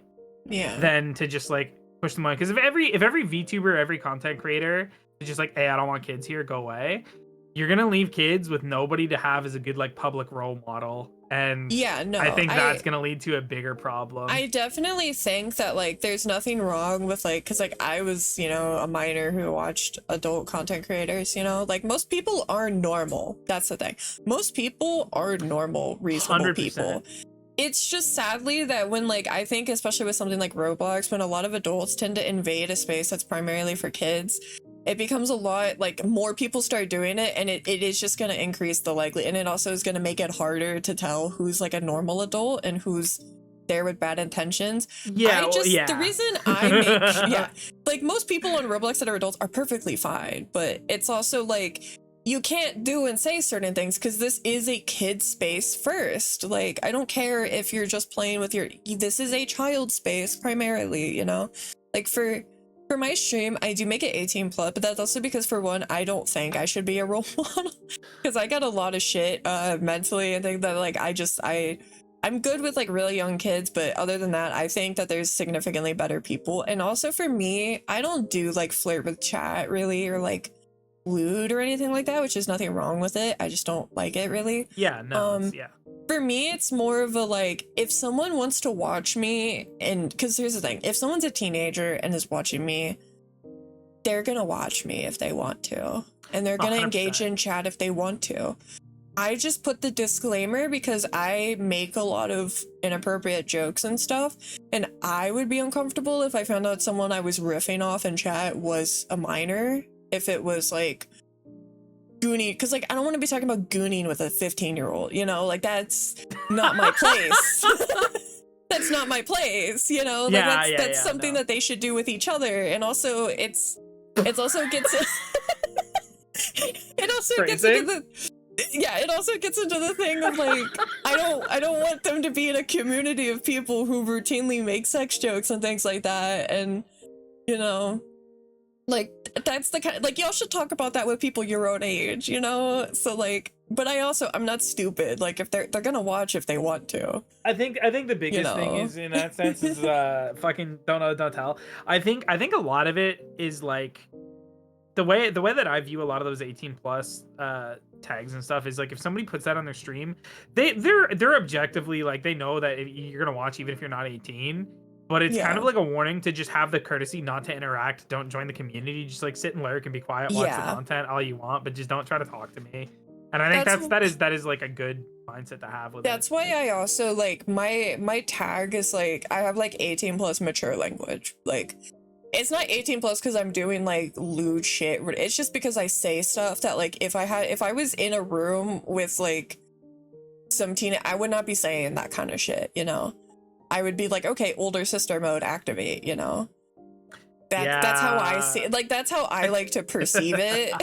So, but if they're gonna lurk, they're gonna lurk, you know? And like you said, I would much rather because also, even if I would, like, if I did have someone that lurked, I would still, if something was occurring in the community or whatever, I would hope they would reach out, you know? And regardless, like, perceive that as, like, instead of just being like hardcore, like, absolutely no, like, they're gonna be there no matter what, you know? Yeah, like, It's I the don't know, internet. I try, like, MySpace is whatever. I don't want people putting porn on my Discord, period. Like, I don't have an No. view Yeah. channel because it is just open for anybody from Twitch or Yeah.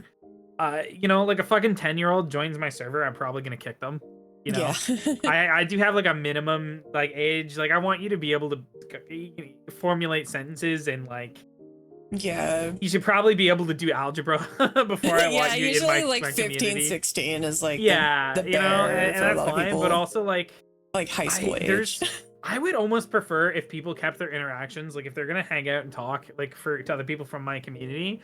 I don't like when people make, like, group chats and shit, right? Like, especially early on in, like, a friendship or whatever, because I can't do anything if people are fucking weird outside of my server. If I see some behavior that I'm not a fan of in my server, that I think's kind of, like, weird or dangerous, I can take action about it. I can make a post, call people out, fucking kind of monitor what's going on. As soon as that leaves, like, my community, my space, it's like I got no chance on that. So it's like, yeah, it's out of your circle. Yeah, and it's like, I feel a little responsible if somebody's fucking, like, flirting with a minor or whatever, and whether they know or not, it's like, yeah, but if it's outside of my fucking server, like, I don't know, can't do anything about it. There is nothing you can do, like, sadly, and that's what sucks, because you won't be able to, like, shake the feeling that, like, you wish you could. Yeah, you know, 100%. Even though there logistically isn't anything. I've had issues with people, like, harassing people in my Discord, and I fucking put out, like, a thing about it. I was like, hey, don't fucking, like, send people messages if they ask you for space. Like, you can both coexist in my space, it's fine, but just, like, if somebody asks you to, like, not talk to them for a while, just don't talk to them. They'll let you know when they want to, like, talk again.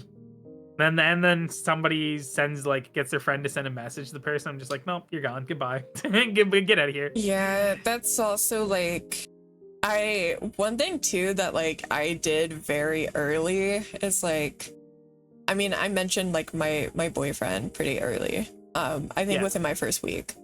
I was a little nervous to do that, just because, like, I do know it is easier if you play into, you know, boyfriend girlfriend experience relationships. Yeah, but I wouldn't be comfortable with that because I'd feel kind of weird, and, like, it's just, like, he's very important to me, so, like, sometimes I want to mention vague things. Like, I don't really talk about him in detail, but, like, I mention he exists, you know. Thankfully, like, my chat was very normal and, like, sick, and, like, sometimes even they'll make, like, a funny comment about him being like, he's gonna be raising his eyebrow watching you stream right now.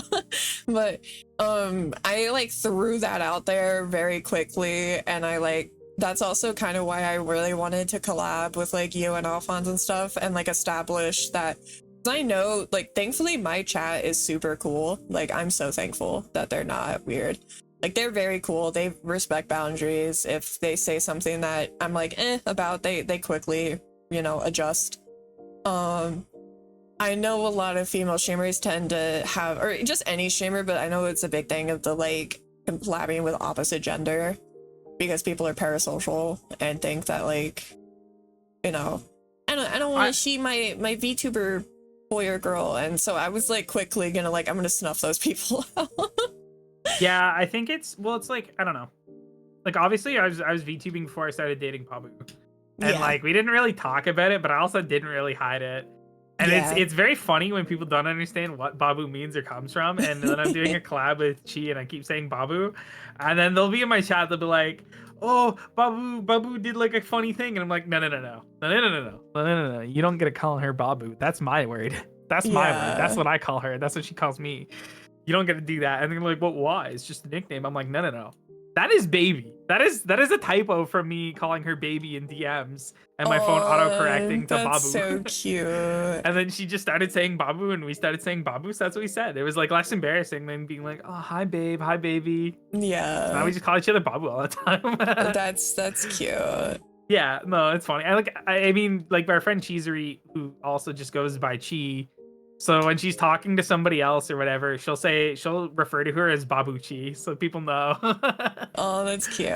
Yeah, it's really funny. Yeah. But I wasn't sure if that's y'all's little word. That's cute. That's super cute. it doesn't. But like, I just laugh now if other people refer to Chi as Babu, especially if Cheesery's there. Yeah, Like if there's two Chis, then somebody else just say Babu. That's and then so I'm funny. just like, we know. But it's so funny because like at one point I'm like, yeah, Chi was doing this, and then Chi's like Babu was like, nah, I wasn't doing that. I was like, you're here with Cheesery, you know you're Babu. Don't you even start. You get hit with a Babu hammer. It's so funny, dude. I don't know. That's really cute. That's sweet. Yeah, I kind of have that. Like I pretty much refer to my partner. We use like babes. That's what we use. For each other primarily. So like I get that. Yeah, I think I'm so, yeah, because some VTuber communities are a little crazy with the parasocial, you know, which like I think it's fine if like I don't know if this makes sense. Like if you know that like, yeah, we're going into the chat and we're gonna like, this is a bit like we're just doing this for entertainment. If you know that like, yeah, on stream the boyfriend girlfriend experience is just like an experience. Well, if that's like your fine. content and your brand you're selling, great. Yeah, and but like if you're a chatter and like that, you're like, I'm gonna watch them do boyfriend girlfriend shit for 4 hours, like that's sick. When you start taking it out of chat is when I think it gets a little concerning. Like when you start getting into those like, yeah, that's when it gets real parasocial, and I'm like, okay, don't do that. Like, as someone who my primary, like, I mostly only watch Hollow Stars, and recently Shiori from Hololive collabed with them, and there was like a big, like a lot of her, there were quite a few people in her community who were very upset about it because she was collabing with dudes, and that was like really awkward because everyone was just like, y'all are cringe. that's okay. Here, the worst part about like that mentality, bro, is just like, it's very telling of who you are as a person. Yeah. If you're like, oh, I don't want my girlfriend having guy friends. It's like, okay, it's literally that. Listen. There's a truth to it that almost every girl has a guy friend that like when you become the boyfriend to the girl, you're like, oh yeah, that guy's trying to fuck you. I can guarantee you almost everybody has that friendship, and not all girls might realize that. You know, it is an unfortunate thing, and as guys, we have more insight into like the mindset of that person, and they're like, well, no, this girl's just treating them friendly. We understand that you don't want anything with them, right? Or you would have pursued that, because they're to us it's very obvious, right? Yeah. And like, I don't know, yeah, that's like the one dude that we like a guy might have animosity towards. Yeah. Like I see people and that are girls that have guy best friends. I'm like, yeah, that's fine. There's no issue there. Like you can tell that they just look at them like a friend. There's no romantic undertone or desire. And then there's some where you're like, yeah, you're just like, I'll fucking kill that guy. I hate that guy. Yeah, no, I 100% agree. Like for me, my you know, my best friend's a boy. He was actually friends with my boyfriend first. And I knew we were in like a D&D circle.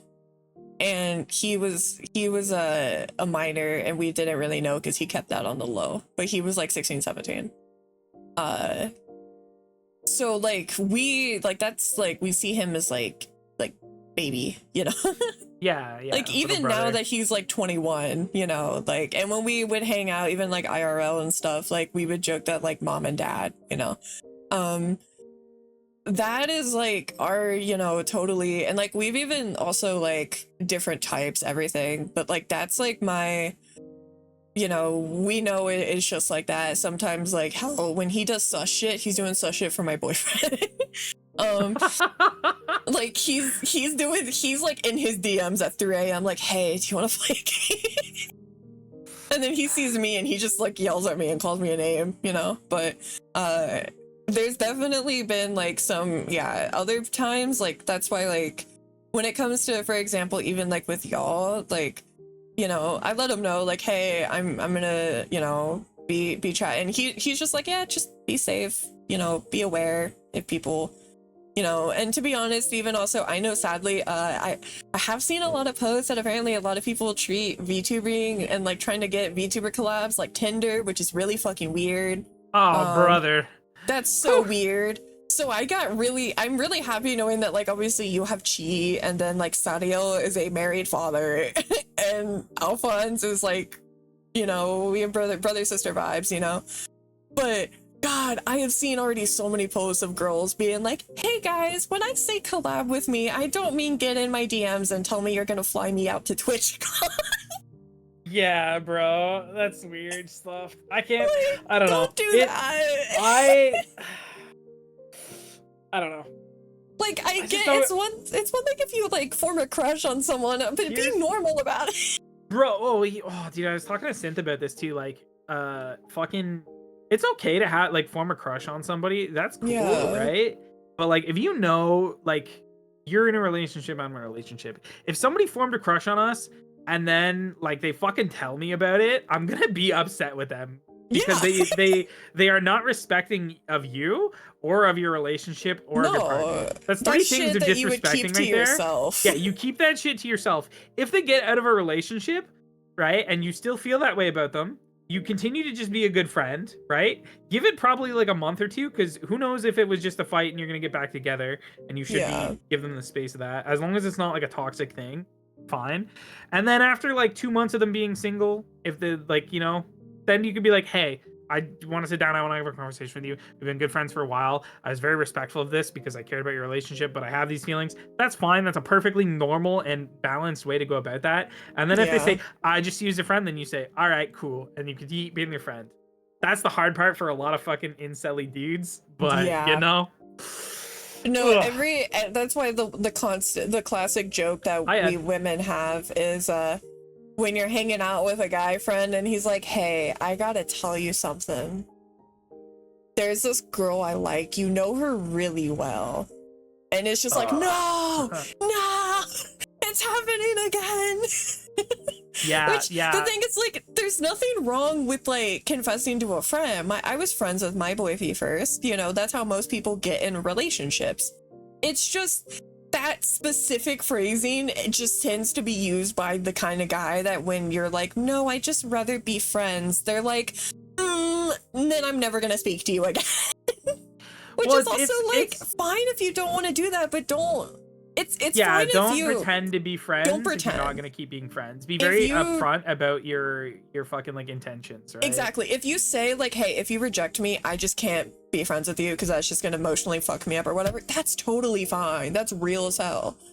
But don't be like, yeah, of course we'll be friends, and then ghost the person basically, because that's just like, just be honest. Even then, it's fucking kind of shitty if you like somebody off the start. You use that to be the friend because for sure, it's still shitty. And then they break up, and then you're like, "Hey, I like you," and they don't want to date you, so then now you don't want to be their friend at all. Yeah, that's where it's really shitty. That's because it's like, cool, you were big thing. You were never my friend. You were just trying to get into my pants the whole time. That's like, Jesus Christ. That's a teenage girl canon event is realizing that so many guys who say they're your friends just want to get in your pants, and the second that they think there's no prospect, they don't have any interest. That's such a heartbreaking realization as like a teen girl, and it will truly alter how you perceive guys and male friendships in the future. Like, the thing is a lot of girls, and so like, yeah, we do know that there is like, yes, most of our guy friends at some point, or even like some people now, you know, it's just like either we just cognitive dissonance it, or we just hope they'll get over it, or like for me, as long as they don't flirt and they respect, if they respect like the boundaries, then like whatever you got going on in your head is in your head, you know. It's just like, I will not handle someone disrespecting my partner, so like, that's where, bro, like, I had a fucking person in my community, and I had made them a mod for a little bit. They were chill. Yeah. And they started dating somebody else in my community. I was like, okay, that's fine. It is what it is. I can't control what people do. And they're like, one day randomly, I just wake up to a fucking text, and this is after me and Bob were dating, and it's just like a fucking selfie of them, but it's like censored or blurred. Like, I didn't ask for this, just an unprompted selfie. And immediately I was just like, what the fuck? I like when I told Bobby, I was like, yeah, this person made me hella uncomfy. They're just sending me random selfies, bro. Yeah, that's... And then Bobby was like, what the fuck, really? I was like, yeah, they censored it too, which like kind of made me think it was like a nude or something. And then I was like, I fucking knew. I got the big ick from that, bro. Oh, and I fucking called them. I was like, why are you just sending me unprompted selfies while you're dating this person that's in my community as well? Like, don't do that. Can I ask, girl? Yeah. Okay, yeah, see, that's another thing too with girls is we know that if a girl starts sending a guy selfies, yeah, that's... It depends. Okay, if a girl regularly sends selfies to everybody, sure, that's fine. You know, some girls are just like that. But if they don't ever send selfies and they randomly start sending guys selfies, especially if it's like at a weird hour or something, yeah, that's like the, yeah, they're trying. That's like the male equivalent of being like, let's compare hand sizes. If Synth like just sent me like a goofy selfie in the morning, just like fucking some bedhead and was like, wow, bro, woke up fucking feeling crazy today, I'd be like, oh, cool, this is my friend sending me a picture. Exactly. Whatever. We've been friends for that long, great. But just an unprompted selfie that they fucking put like a blur, like the filter on. I was like, don't like this. I immediately told Babu, I was like, I don't feel, I feel hella gross about this, dude. Ooh. My bestie, he's a gym bro, and he sends me like pictures from the gym. There's nothing about that is also like, he sends them to my boyfriend too sometimes. And it is like clearly just like he's just showing what he's doing. There's nothing like posing for that, you know, it's literally just he's really passionate about fitness, and I don't know anything about it, but I let him talk about it because he's passionate about it, so he sends it to me. But if some other dude did that, I would be like, hey yo man, look at this. Like, you know, so there's it's two a specific things, right? vibe. There was one, and it's either like a weird flirting attempt, right? Trying to like date, and I'm like, I have my fucking soulmate. No thanks. Yeah. The other thing too is that they were fucking like, maybe trying to get back at their partner. They just want compliments. Like they're just sending pictures to a bunch of dudes trying to fish for compliments because they have like a weird fucking, which is like, also really problem. That's a big like not even just like turn off, but that's just like a big red flag that like will upset me as a person if somebody's just like fucking, oh, I just want like some attention, and I'm just so ugly, but like here's this picture of me that's like perfectly framed, and it's very catfishy, but like, oh no, I'm just so ugly, right? I'd be like, yeah, fucking the way you're talking and what you're doing right here, fucking horrifying. I don't even care how you look. That's like the most off-putting thing to me. Is a girl who's just fishing for compliments. My boyfriend gets mad because I like to fuck with him by like I make fun of that by doing that. Like I'll be in front of him and be like, oh my god, woe is, and he's just like, shut the fuck up. But like I can't, like I do it because and he just looks at me like he's in the office, like so annoyed. But like I couldn't have doing that to her is so, I don't know, it's so like juvenile. I'm right back. I gotta go grab some food. Yeah, of course. Yeah, it's so juvenile, and like I saw a couple of you in the show, like Royal and stuff, talking about like it triggered you when I said the like, you know her very well, like, because God, even I've gone through those conversations, and it's so upsetting. The worst is when you, and listen, I say this as someone like, yes, you hear me joke about people and grown men and stuff. The most I think upsetting is when you're like working somewhere or like at a school or something, and you have an older man who you think you have like a parental or familial bond with, and then you find out they did not see you that way. I think that's personally the worst. Like when you think you have like a work dad or something, and then they say something that just shatters, and you're like, oh, you don't see me here as a work daughter or something.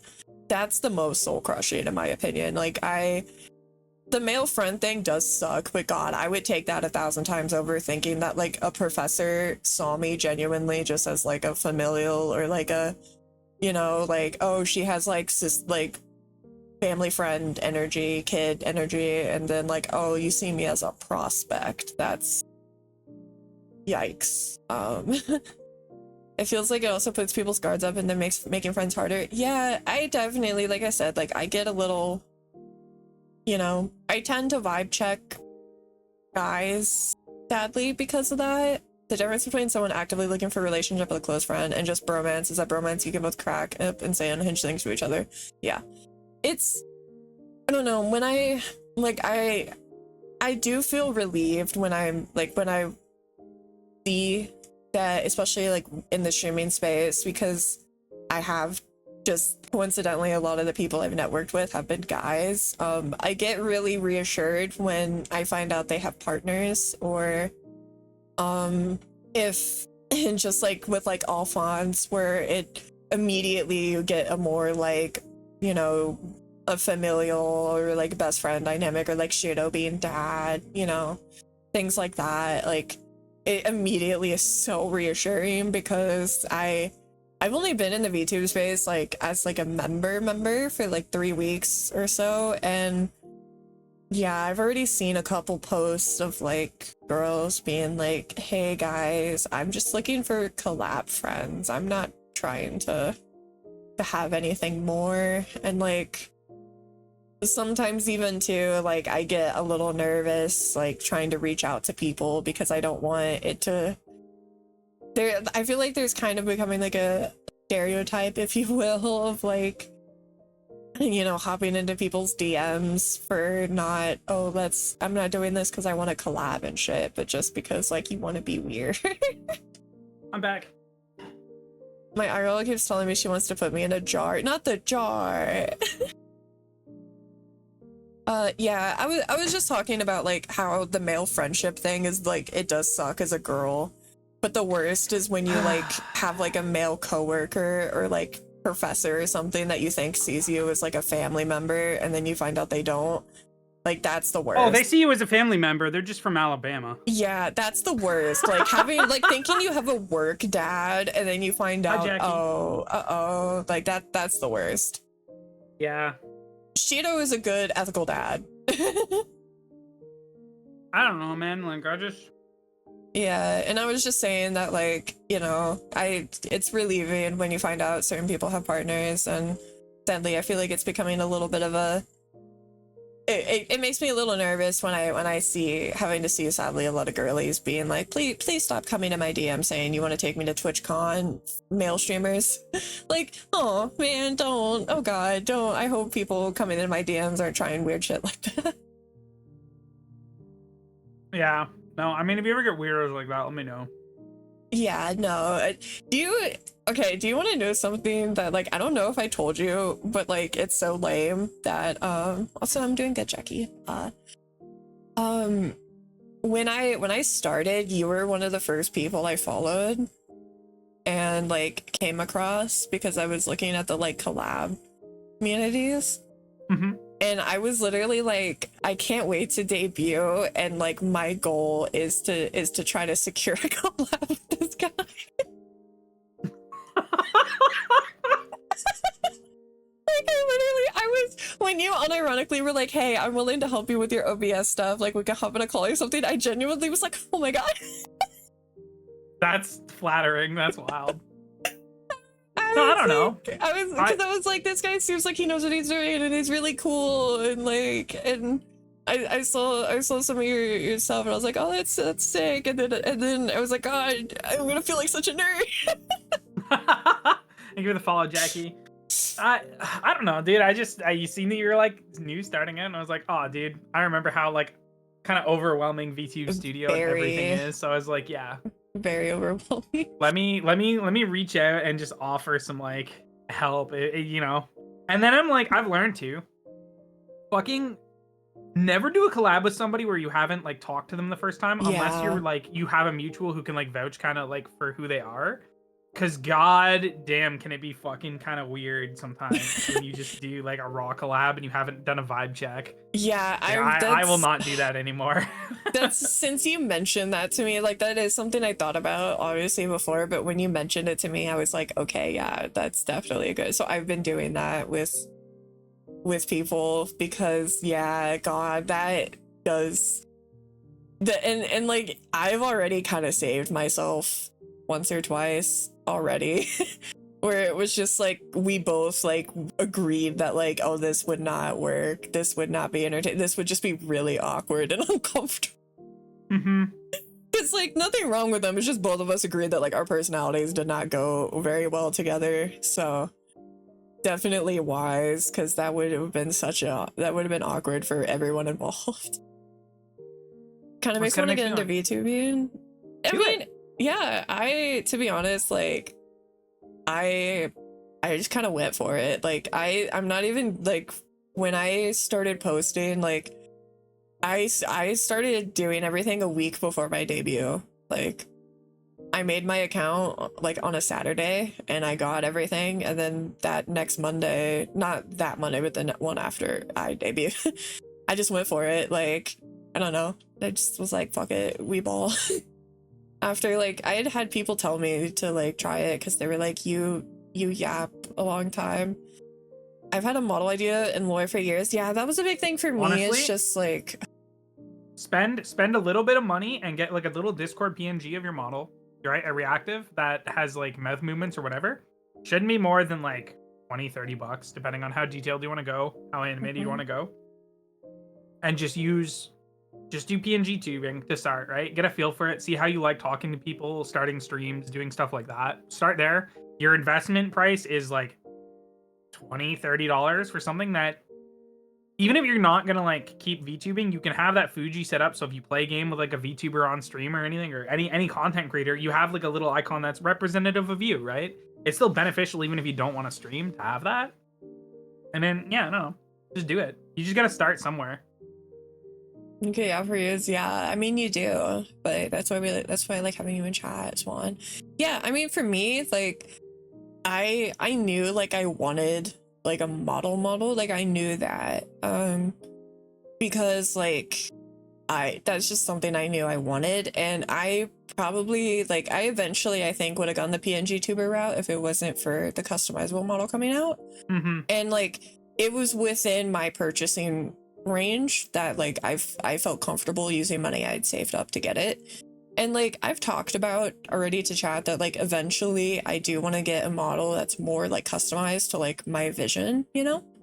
But like for now, like I feel confident that like I did, you know, I matched it the best way I could, and you know, like I'm happy with it. It's also nice because I got, you know, I was a little nervous about like not liking it and stuff, but for me, I immediately like fell in love with the look of it, and like that was like a huge motivator for me, because like basically the reason why I went the more like model route instead of immediately a PNG is because I like, as you can tell, I like throwing on assets and doing like dress up-y kind of things and stuff.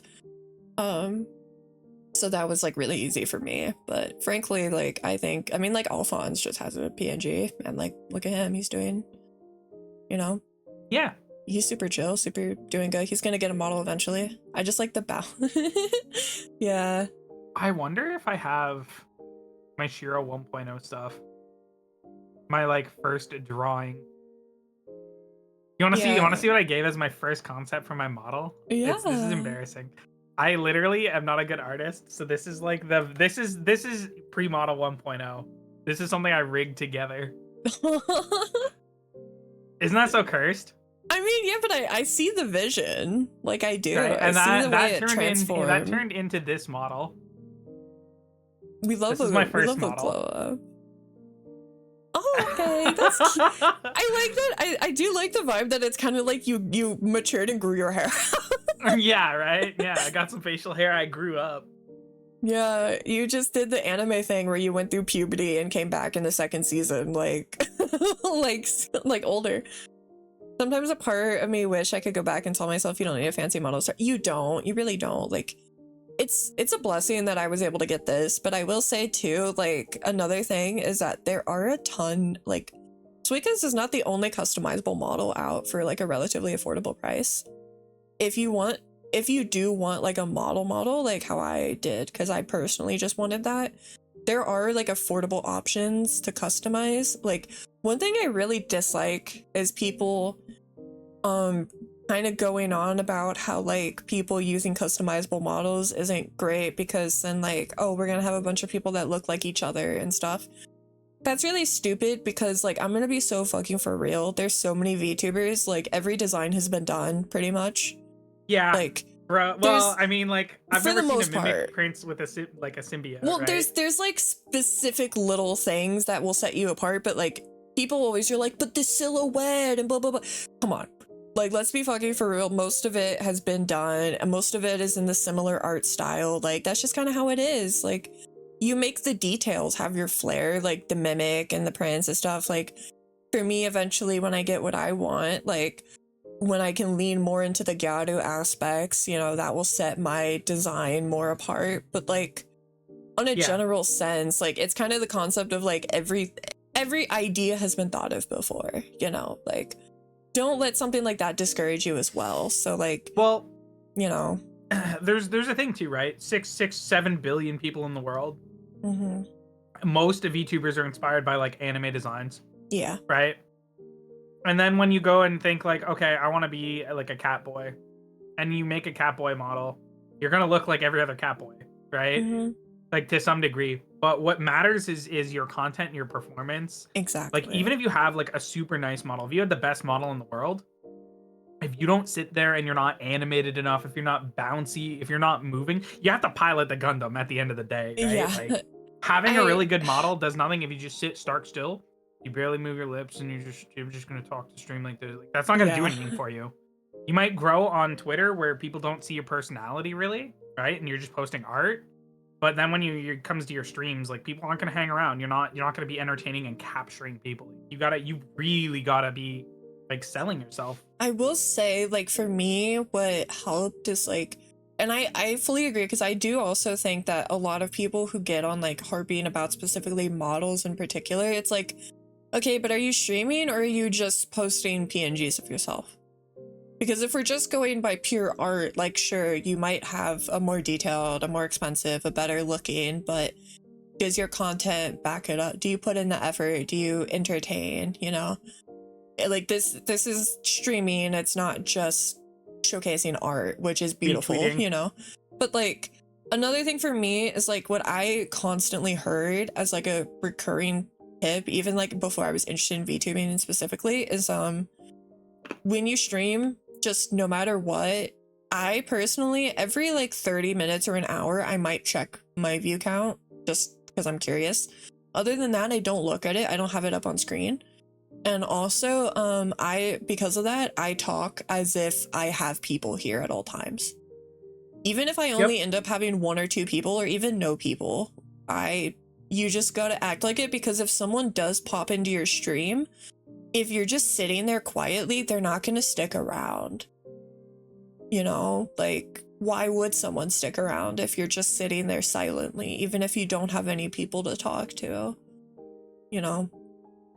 So, like, I would just recommend, like, if you're good at yapping to yourself, like, go for it, because that is something that does, like, it is scary when you don't have a lot of people and you start to worry, you know, just block it and just treat it like normal, you know, just go for it. I like how this one streamer mentioned how her model tracks and expresses so well. Weirdly, that's what drew me into her, because I'm pretty sure it's very expensive in YAP. Yeah, that's the thing too, is like I'm also thankful that like my model is good, and I'm still like, because I'm new at this, like improving my rigging like myself manually to like my face and everything. But like, going through the settings, and the person who made it is a really talented rigger. Like I know she is rigged for like Iron Mouse and stuff, so like she is really talented. Once like, even that's why like I try my best to still like make facial expressions and move around and stuff. But honestly, like expensive models, like trust me, it was a shock to me when I realized like how much people pay for models. Like where like hundreds of dollars is like on the cheaper route, you know? One of the things I would like to see VTube Studio add is like facial expression combinations, where it can be like, if my eyes are at the max wideness and like I'm frowning, it does like, it'll trigger an expression on your model. That would be cool. not having that ability makes it hard to use like expression toggles and stuff in like gaming content and actual things. Like a lot of people get like a bunch of toggles that are really cool. They only use them when they're like just yapping because they can sit there and play with their stream deck, hit the buttons, or for like a bit, or for taking like basically PNGs, selfies, screenshots for like thumbnails and stuff, right? Like at the end of the day, most of your expressions is going to be based on what's rigged and like how your actual face moves and reacts to things and like, you know. But that would be really cool. For me, like, and you mentioned Swan like Mousy's cyber model. For me, her model, her like Dakota model with all the pins on her hair and like the tank top with like the sweater, that's like, I'm obsessed with that model. It's so fucking cute. Like, God, that model for me was like what sparked my like, I would love to do like an actual, like, because I love Dakota fashion as well, but like I used to do Dakota actually, but it spawned me, and like obviously since also like I do Himigata, like it's easier to do than others with this model because like I just like pink and princessy vibes and stuff, you know. But whenever I can eventually get it like a more, you know, like the makeup and everything like how I want, like for one, I'm gonna be popping off, I'm gonna be so overjoyed, but like I'm so satisfied with this. And like it does suck sometimes because like, not in a like, oh, I'm unhappy with this model, like I'm in love with it, I love it,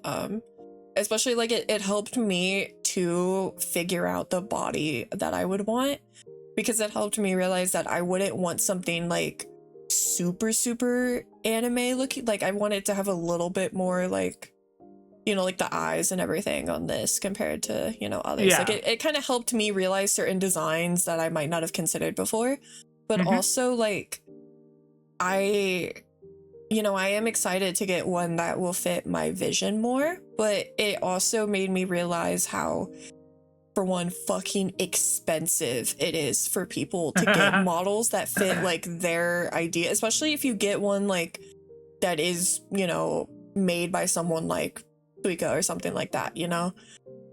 And I realized like I am satisfied with it because I don't have the money to do. I mean, I could probably drop money on that if I really wanted to and like scounged up, but it wouldn't do me good because like you guys might like my model and, you know, it's a way to see me, so like it adds to the content in that sense, but you're not watching purely because the clothes my model is wearing.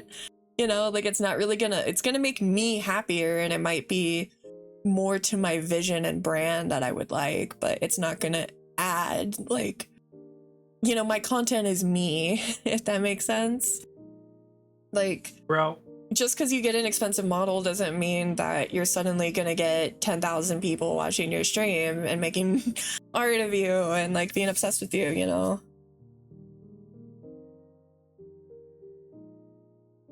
Honestly, like, yeah, your personality is what's most important for like specifically like Twitch growth. Yeah, because if you're boring on stream, and it's a kind of a mean thing to say because I don't think anybody's boring to everybody, right? Yeah, but there are definitely like things that are more entertaining. I always say that you either have to be skilled or you have to be entertaining. If you're fucking absolutely cracked at Valorant, you could just not talk and people will watch you play. People will watch you. Right? But if you're dog shit at Valorant like me, you got to make people laugh, you got to comment, you got to have some weird hot takes, some expressive like moments, you got to be hype, like you know, you got to have jokes. You got to have something in your repertoire. You got to have something that brings people in and keeps them there, right? So yeah. It's just about figuring what that is for you. Yeah, that is also true. And I think too, like, honestly, even if your model is just a ball with googly eyes, what really matters is the ability to hold an audience, no matter how small. Like, how someone be able to quickly identify yeah, that's the big thing, is like, it's just who you are, you know? And, you know, there's gonna be certain things that you will build associations with, like, that's what I mean too, like the general, like a lot of models in a general sense, like a lot of people always talk about like, ooh, the silhouettes. Most silhouettes at this point, you can't, like, they look vaguely similar to others. That's why, like, it feels like every week there's a new plagiarism accusation that it's just like, okay, how many White Fox VTubers can we have before, you know, the idea has been, you know, like, come on, you're not, it's that's just how it is when there's so many people. It's just, you gotta find the little things that make your design stand out, and also just your personality, because I go the same way, Shiro. I am not really good at games, so I just throw out shit and pray to God it makes some people giggle. 100%. That's my idea. Like, and if I am really good at a game, it's kind of like everyone's like, oh my God. You wanna know the biggest secret to I think growth in general? It's not even per se the streamer, but it's a community. Yeah. Listen, not to, If your community can get that one really funny moment for you, clip it, right? That makes it just an easy edit for you to throw on TikTok, or even just posting it right from your clips right onto TikTok. Like, it just takes those few funny things to get you a little bit of traction. More people come in, more people want to be clippers, want to do that stuff, and it will just spiral, right? And that's not to say the streamer, like, I'm just lazy. I could go through and clip my content and upload that shit en masse. I'm just a lazy bitch, bro. yeah, no, that's how I found my Oshis, was clips, you know, that's just how it be. And also, like, not to, you know, not to sound like I'm about to glaze them, but genuinely, as much as I tease them, like, Swan and Ultra really are kind of like the backbone of my fucking community right now. Like, I genuinely don't think my debut, like, the game would have gone as well if I didn't have them in chat to, like, riff off of, because it made me feel a lot more, like, less anxious. And Swan was, like, has already been clipping things and posting, and they both have been, like, sharing it around with people. Like, I really wouldn't, they really helped me a lot. Like, I would have taken a lot longer if it wasn't for them, and, like, I'm so grateful. And I think that is, yeah, another big part of it is just finding, you know, having, like, a community and not just, like, a couple people. Like, yeah, you might have a lot of Twitter followers, but do you have, like, a community, you know? It kind of makes me laugh when I see the V-tweeters that have, like, 10,000 followers, and then I watch them stream, and little old me with, like, 600 Twitter followers gets more viewers on Twitch. I'm just like, okay. So you just don't stream. The person probably, like, tweets a lot, gets a lot of interaction, does a stream, nobody watches, and then it probably really fucks with them mentally. Yeah, like, I would assume that fucking probably hurts them. To be honest, that's something I've been thinking about for the last few days of, like, okay, obviously, like, I'm still just doing my thing and I'm steadily growing of, like, we get a new person here, a new person there, and, like, I enjoy it, you know? But, like, I have thought about, like, posting with, like, Twitter and stuff like that. For one, I have never posted, like, before VTubing. Like, I was a lurker on, like, every social media. So I feel like I boomer post. And I'm like, I don't know how to make posts that get engagement and stuff. Like, I see all these VTubers who get, like, indies who get, like, all this engagement and have, yeah, like you said, like 10,000 followers or something. And I'm like, how do you get to that point? And, like, I don't know, for me, it's just kind of a thing of, like, it's so interesting because I don't know what the disconnect is really, because I feel like I don't really get engagement on, like, Twitter, but then I get stuff from, like Swan and Ultra, like, posted me in, like, a Discord server, and that's how, like, some people, you know. I'm pretty sure I found you a few days after you made your Twitter account because I clicked recents on VTuber debuts and found you immediately, sent your links out. Thank you. Yeah, that's something that, like, I always say has been a little disheartening, is, like, trying to figure out how to do, like, other social media, like, posting. Like, I don't know how y'all do it. Like, it really is, like... Here's the thing, I just post a TikTok if I feel like making a funny video or I have, like, a cool moment. Honestly, I just need to post less edited stuff on TikTok just to get more stuff out there. Yeah. So that when I invest the time to do edited, like, heavier edited stuff, it gets more traction, right? A recent tip... Oh, sorry. Go ahead. I was just gonna read, she said, like, a recent tip I've come across is the idea that what you do on stream just has to be repackaged onto whatever site. Well, that is a good way to think about it. Because, like, right now, like, a lot of my Twitter is just, like, it's either just me because I'm still new trying to, like, find people who, like, actually want to collab and don't just want to farm mutuals, you know? that's like another thing. It's like it's just me trying to, I guess, do more networking, so to speak, and like find more people and be like, do you want to be friends or you just want to be mutuals and collab partners? And then like me just randomly going on about shit. So if you have a hot take you've talked about on stream, turn it into a tweet with a graphic. That's true. Yeah, because I did post like a clip. I have wanted to do more, especially because Swan has made some funny ones. But that's the hard thing, I think, is for me so far, is like figuring out how to navigate that kind of stuff. Because yeah, it can get especially disheartening when you see just like someone make a random text post that gets like hundreds of likes, and then you're like, why? But it's just the algorithm just chose that, you know? That's just how it happens, you know? I mean, posting the clips on TikTok could drag a huge audience if one manages to go as far. Yeah, that just is the thing of I would have to learn how to post on TikTok.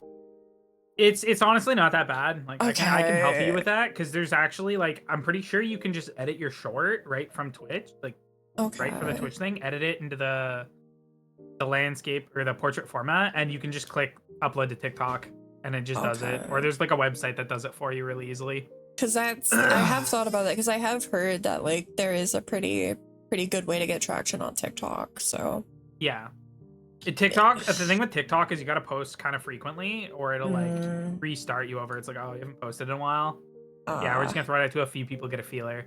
But the more and more you post, like if you post a TikTok every day, it'll boost your account. You'll grow really quick. Mina, we're gonna have to send you boomer classes for new apps.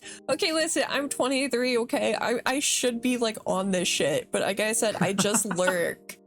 I literally like the only social media platform that I ever like used and did bang on was Tumblr, because I used to write fan fiction back in the day.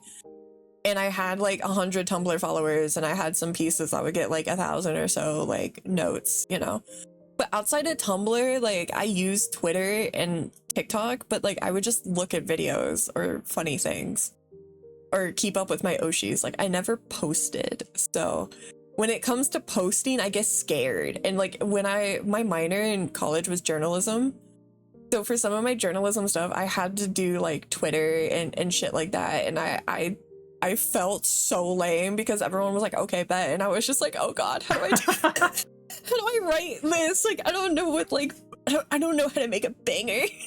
I don't know what to do. But it's also so weird because, like, you can make a post that goes super viral and gets, like, hundreds of thousands, and then it can only translate into maybe, like, 1,000 followers. It might not even, 1,000 followers might If you're translate to lucky. like 10 viewers too, right? Exactly. Like, there's people who have, like, hundreds of thousands of followers that even their tweets don't really get attention anymore. TikTok algorithm is so fucking weird because the fucking Meowba account commented on one of my phones. Bro.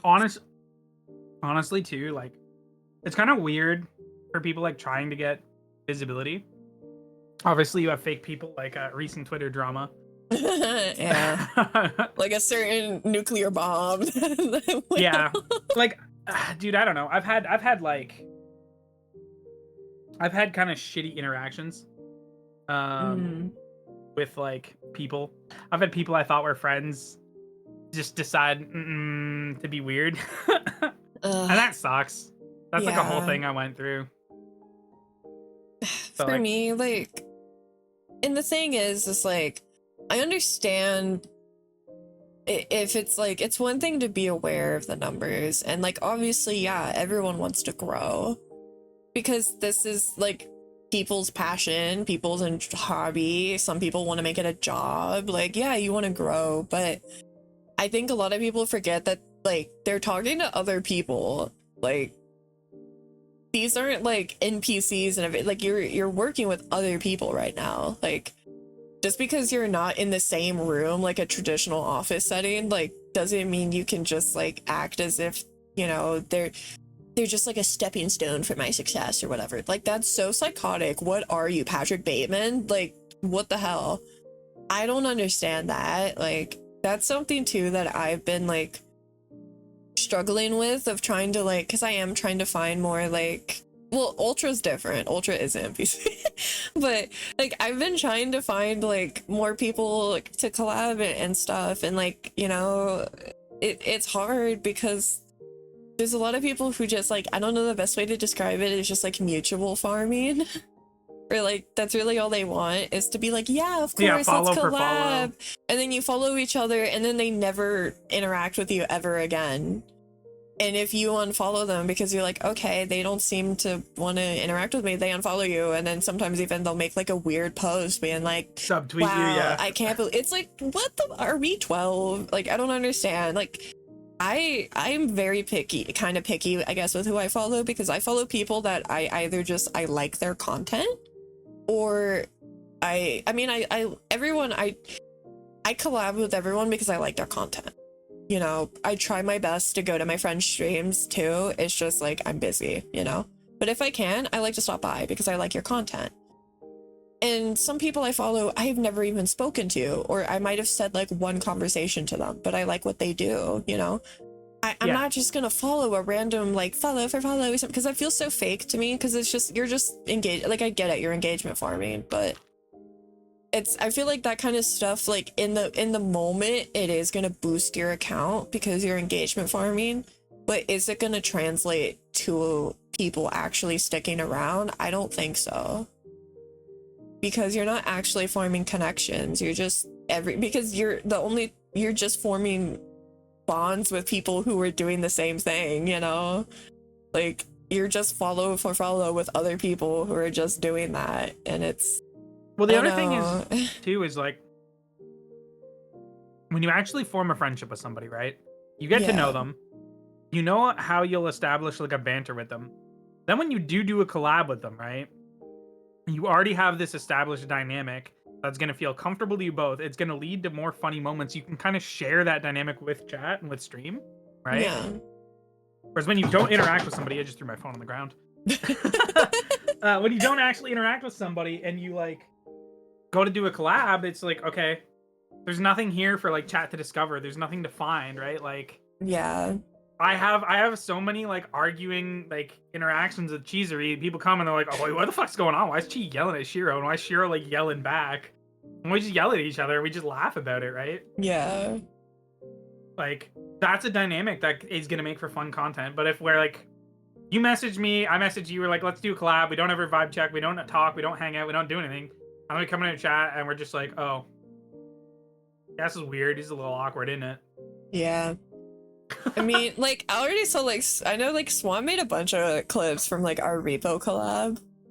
Because, yeah, of just, like when I broke the piss bottle on you, and when Alphonz fucking boy whimpered, and I still look back at that clip because the way you said not the fucking boy whimper just killed me. like him, but you calling it out made it so much funnier. Yeah, I got comedic timing, bro. Immediately. It was great. Like that kind of stuff has been like, yeah, that is like I said of trying to, because some people, I have come across some people who like don't want to do it. Yeah, the failed jumps, it worked on Swan.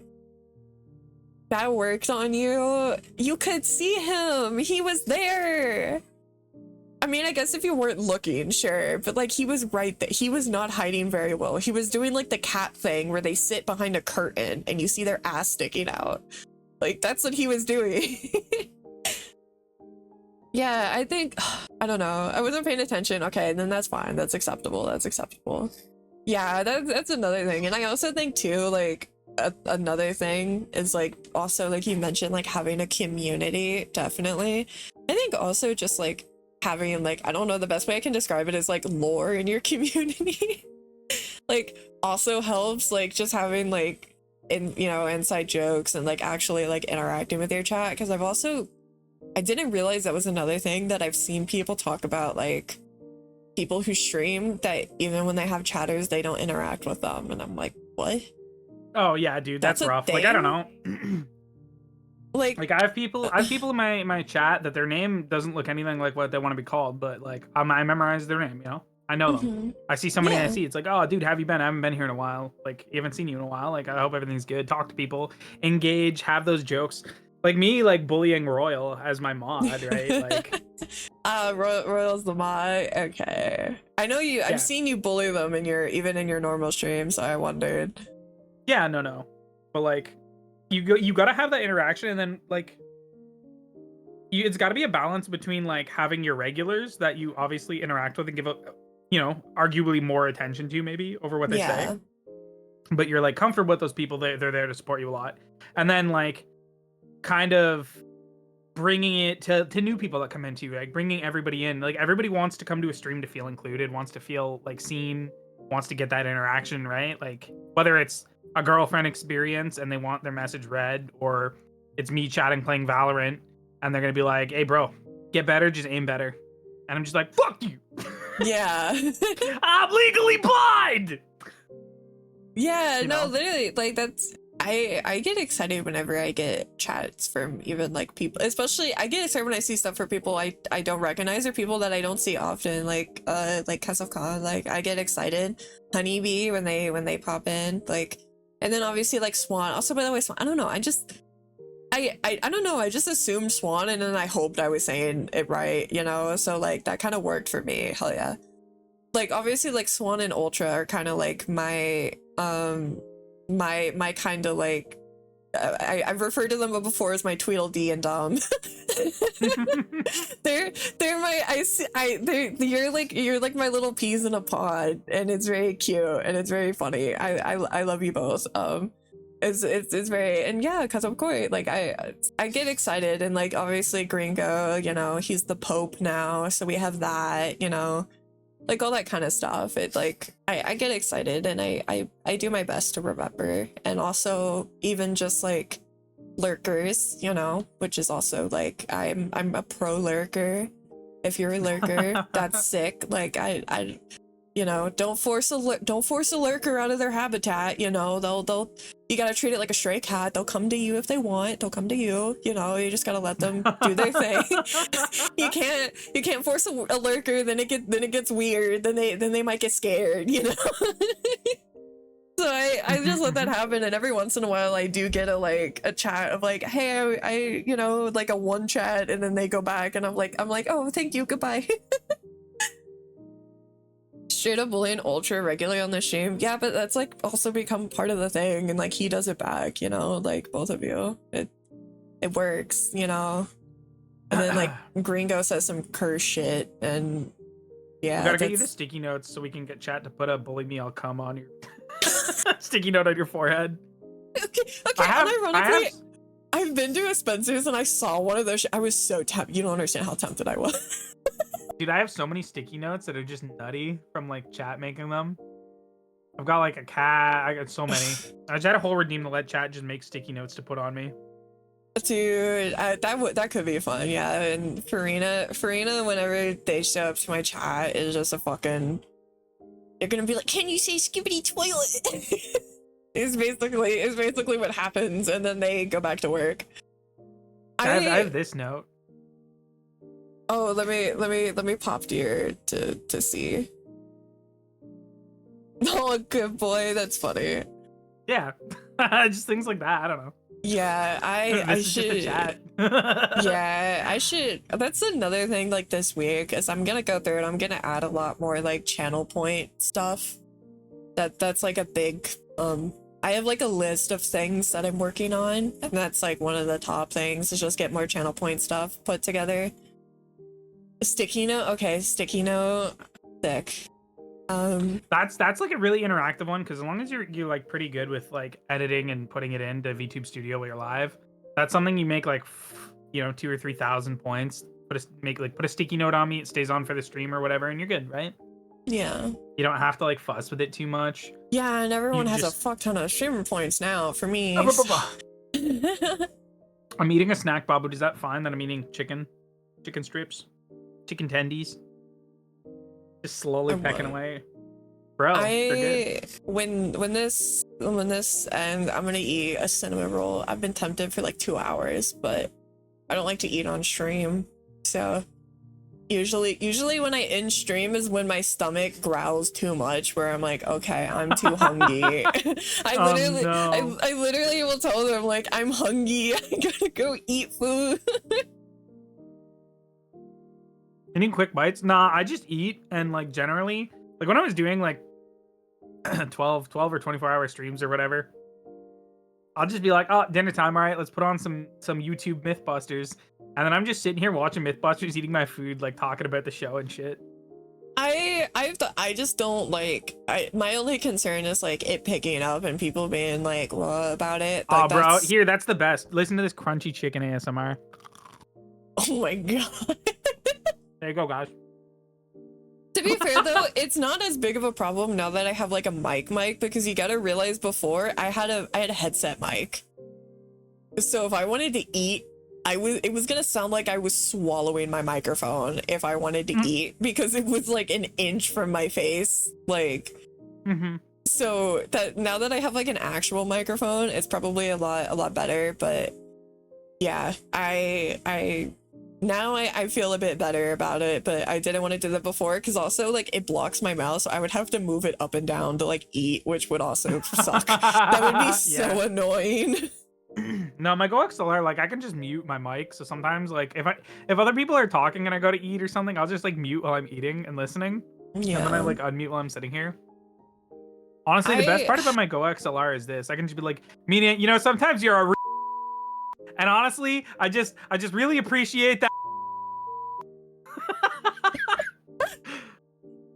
Oh yeah. I love my blur button, yeah. And ASMR, I want to make ASMR content. That's something I would really like to do. I like ASMR, you know? That's something I would want to get into. I would just have to like fuck with mic stuff, you know? Get it set up to where it would pick it up, but not like annoying stuff. You want to start doing that? What I would say to do? Use your mic. Like, I don't know if you can set different profiles, but just do like I would have to see Twitter ASMR things. Or just do like a little Twitter voice thing. Like a couple minutes long for people to listen to. That could be good. Or you could do it like YouTube content, like on shorts or whatever too. That's what I thought. Like I thought at least like I would definitely put it like a YouTube thing. Like I don't think I would be at a point where I would really do like a stream of it. But like, because it would also just be easier to do it like in a shorter form. Yeah. Because maybe eventually, but if I did, I would probably, if I did like a stream, it would probably first time be like a subby stream or something. But yeah, that's kind of like a vibe. Yeah, keyboards. I'm very picky with ASMR too, so it works because I would get time to fine tune. I've been listening to it for like 13 years, so like I'm a connoisseur, if you will. But yeah, that's another big thing. But I just gotta plan and get stuff ready and try to get my big thing for the week is just channel points and then commission emotes fully done, and then work on subby content. That's what I'm gonna exclusively refer to it for because I think it's funny. But yeah, that's kind of the vibe. And then planning out like the days of which I'm gonna do stuff, you know. But I like to have consistency to my schedule, you know. I'm that kind of person. Dude, I'm super consistent. I don't think I've missed a stream day like this year.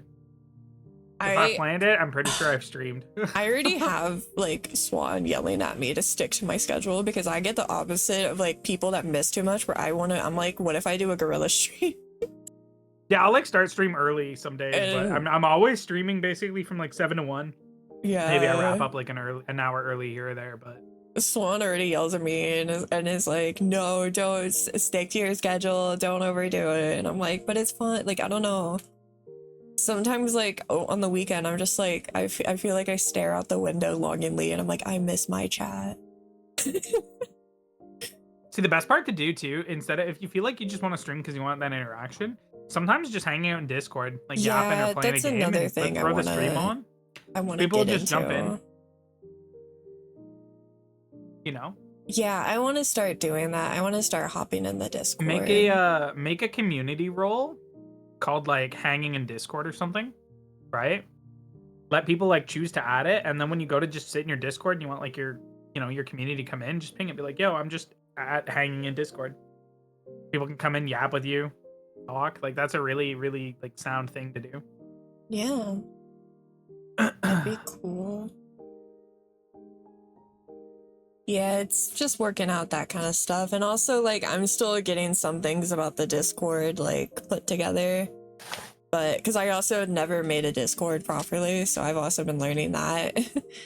But yeah, that's it. This week is just kind of like, oh man, I didn't realize I'd get affiliate this week, so now I'm like trying to get all my shit together. Yeah.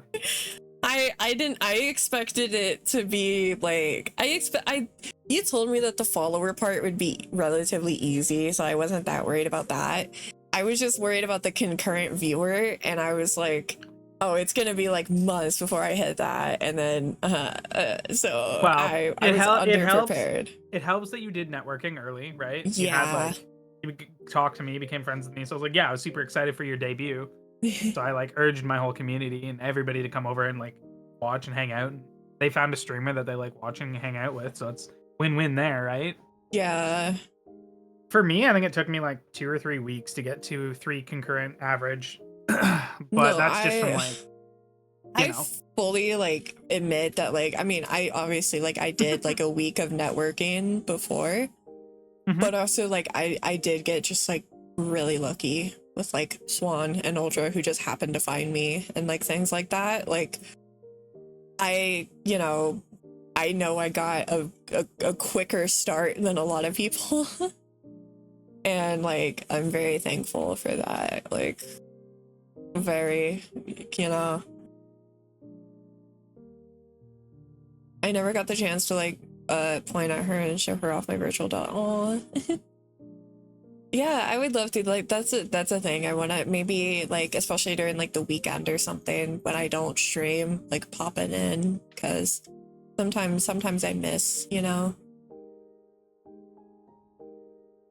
and I'm glad you found and decided you like listening to my yaps. I appreciate it. When your streams are vibe, dude. I try. I try. My goal is I just say shit and I hope some of it's funny.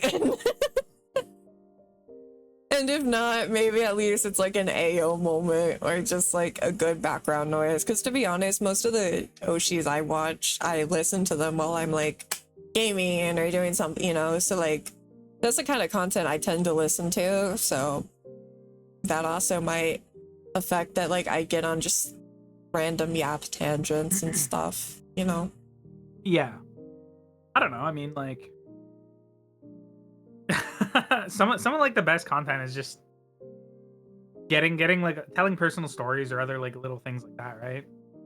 And then that like snowballs into craziness, and you just get funny laughs and what ifs. I was genuinely so shocked when I did a yap stream like last week to do like planning about like what kind of content and like emotes and stuff people would want.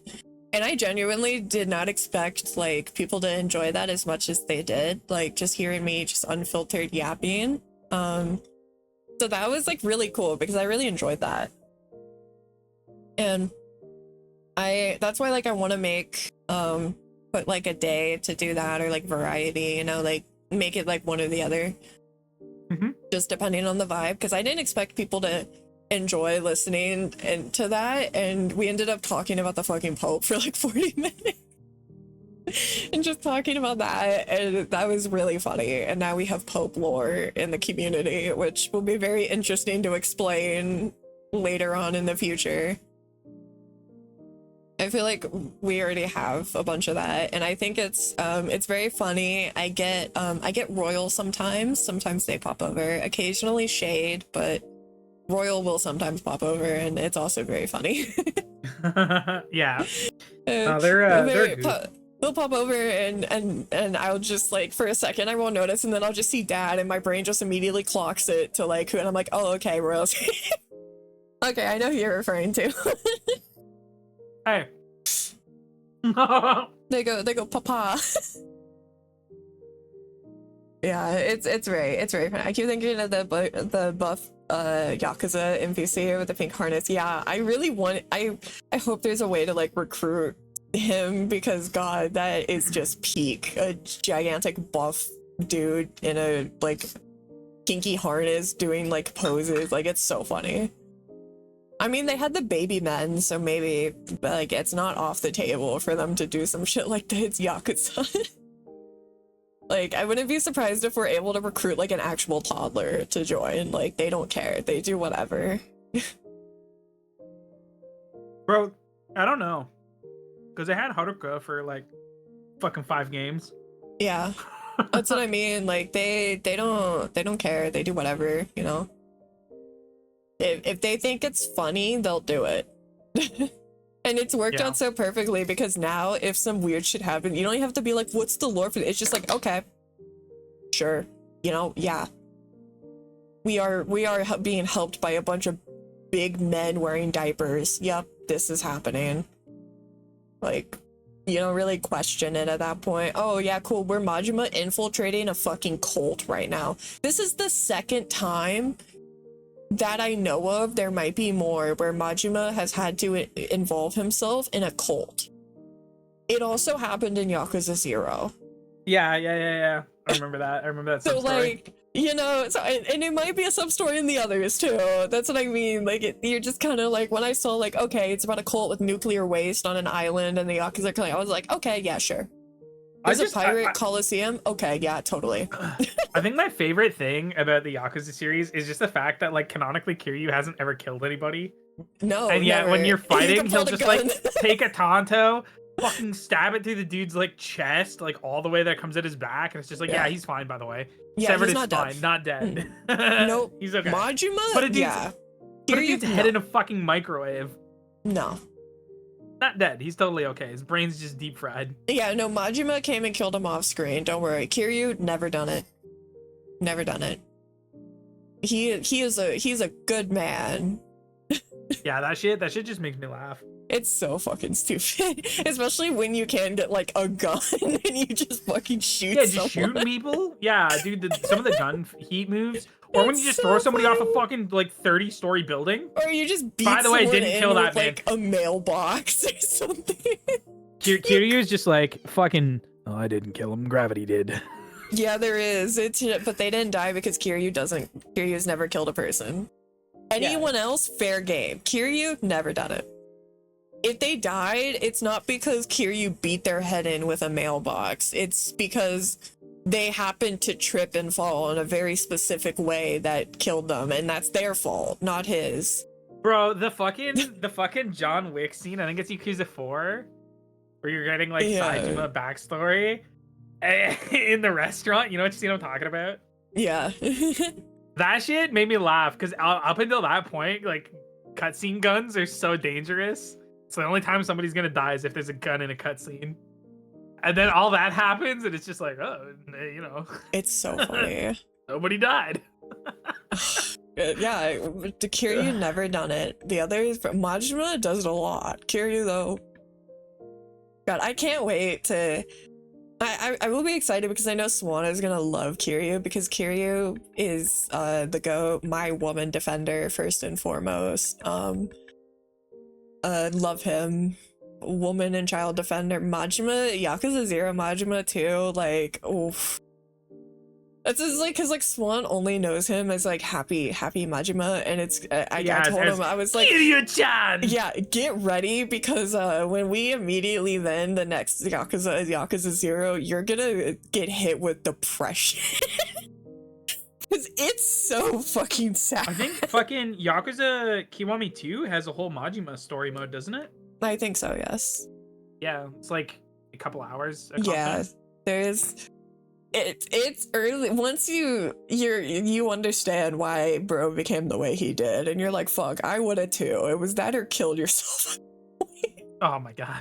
Yeah. Like literally, like, and Kiryu, the fact that Kiryu is just like just a cool dude running an orphanage, hanging out, just being Kiryu. I'm not letting go of the clothing piece you bought Majima last Yakuza shit because, like, I wanted to see what his thighs like.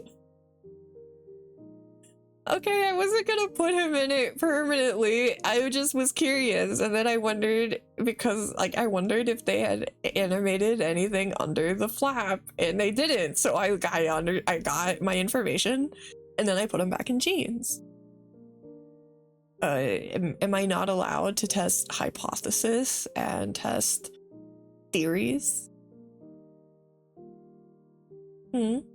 Is that not allowed?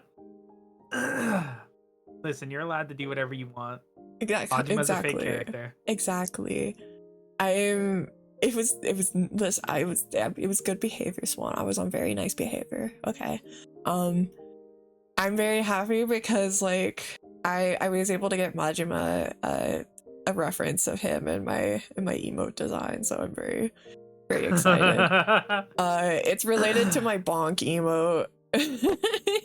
Because I thought it would be fitting, so it's gonna be very cute. I'm so happy to see what it looks like when it's colored. It's good, dude. I don't know. And then I'm like gonna plug the fuck out of that artist because she's working wonders, man. Dude, it was so funny because I mentioned that like I put in my request and then I got it. She like was like, oh, it's on a wait list, just so you know. And I was like, oh, it didn't say wait list because I got it from VGen. I was like, oh, it didn't say waitlist. And she's like, oh yeah, because like the waitlist is only gonna take me like 2 days, so I don't change it. I was like, huh? Like, she's cooking like multiple emote packs a week. Like this chick is cooking. Yeah, I was like, oh, we love a work ethic. I will generous, like, you know, and she's cooking. So I can't wait to get him so I can also just like plug the fuck out of her because great service, like great pricing, like just 10 out of 10. Definitely gonna annoy her for more and be like, SI, you gotta repeat. Animated emotes will be a different story because, you know, obviously it's not just the art cost but also the animation cost. So I'm probably not gonna have a lot of animated for now. Like I'll at least like invest in a nod one, but outside of that, it's gonna be probably just static for now. Yeah, I mean, I don't have too many animated emotes. I got a couple.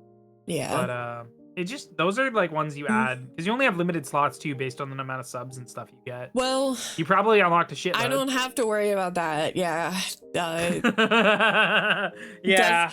That's what I mean. I put in a request for 6 and I was like, okay, I'm only gonna have 5 slots. And then by the end of the stream, I was just, they told me, they were like, all right, chop, get those emotes. Get them emotes. Yeah, get to work, bitch. Let's literally, go. I was like, oh, fuck. Yeah, it's like he's like, ugh.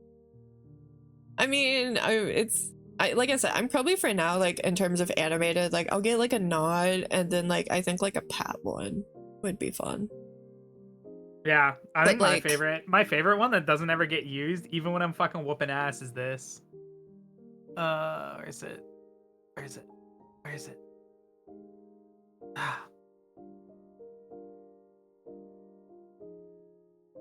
What is it? I can't see it. I'm so blind. It's this one. Cooking my rice. Frying up some rice. So your emotes are really cute. Yeah, the peak one I like a lot too. It's good too. 10 subs is the goal. It didn't even last 5 minutes. Okay, but that's because they're mad lads, okay? I didn't expect any of that. I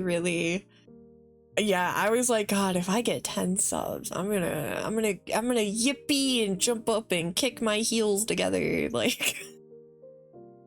I woke up and fucking somebody's grateful. like, hey Shiro, you should probably get Mina's stream. She's getting a lot of gifted subs. I was just like, did you? Okay, yeah, I literally like I cried. I almost hyperventilated at one point because I got so overwhelmed because I didn't know what was going on. And like my emotes weren't working either, so I was like stressed trying to get my emotes to work, and like it just kept coming. And I'm also really bad at receiving gifts in general. Like if someone even tries to give me like $5, I'm like, I don't know, man. That's a lot. And So that was like a nuclear bomb. Coughing baby versus nuclear bomb is what happened. Thank you for the hug. Thank you for the head pat. Yeah, dude. No, I mean, I don't know. I woke up, I was glad. I was pissed off, and I was glad. And I was like, I'm glad you're getting the support you deserve. I mean, hey, Pissed you off still, that I was your first sub. yeah, you still were the first follower though. So Yeah. you were I guess first I'll take follower. that W. You were first follower. Addy literally did it before stream went live. Yeah, Like- well, that's why I was like, oh yeah, when you're gonna send in your application, tell me. I'll be the first sub. I didn't even realize that. Yeah, the thing too is like also Ultra was planning on doing it as well. Like there were a couple people who like y'all were about to have some like fucking Record of Ragnarok style like trying to get it, and yeah. I don't know. I can't like sub to people a ton because obviously I'm a broke boy.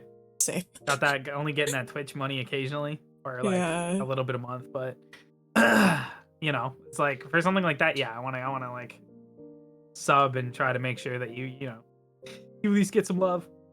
Because I hopefully it was a lot. I'm not even kidding. I listened to it the next day and I cried again. I was such a big baby about it. I was such a big baby about it. Like for like the whole weekend, I would randomly just like be like, "Oh my god, that happened!" Like it was very sweet, and it was very sweet having you and Alphonz and Sadio and stuff like pop by, and it's always nice, and it's very nice. I even think I think Chi might have popped by even and sent a message, which was sweet. Yeah. Y'all are very cause like a lot of it right now is just like money going back into the stream of like, okay, I have a few things I want to get emotes for sure, and then like maybe getting a few games on sale that I know I'm gonna really play, and then like I would really want to also be able to like support some of my friends, maybe not like because like not like every month, because like I also subbed my own Oshi.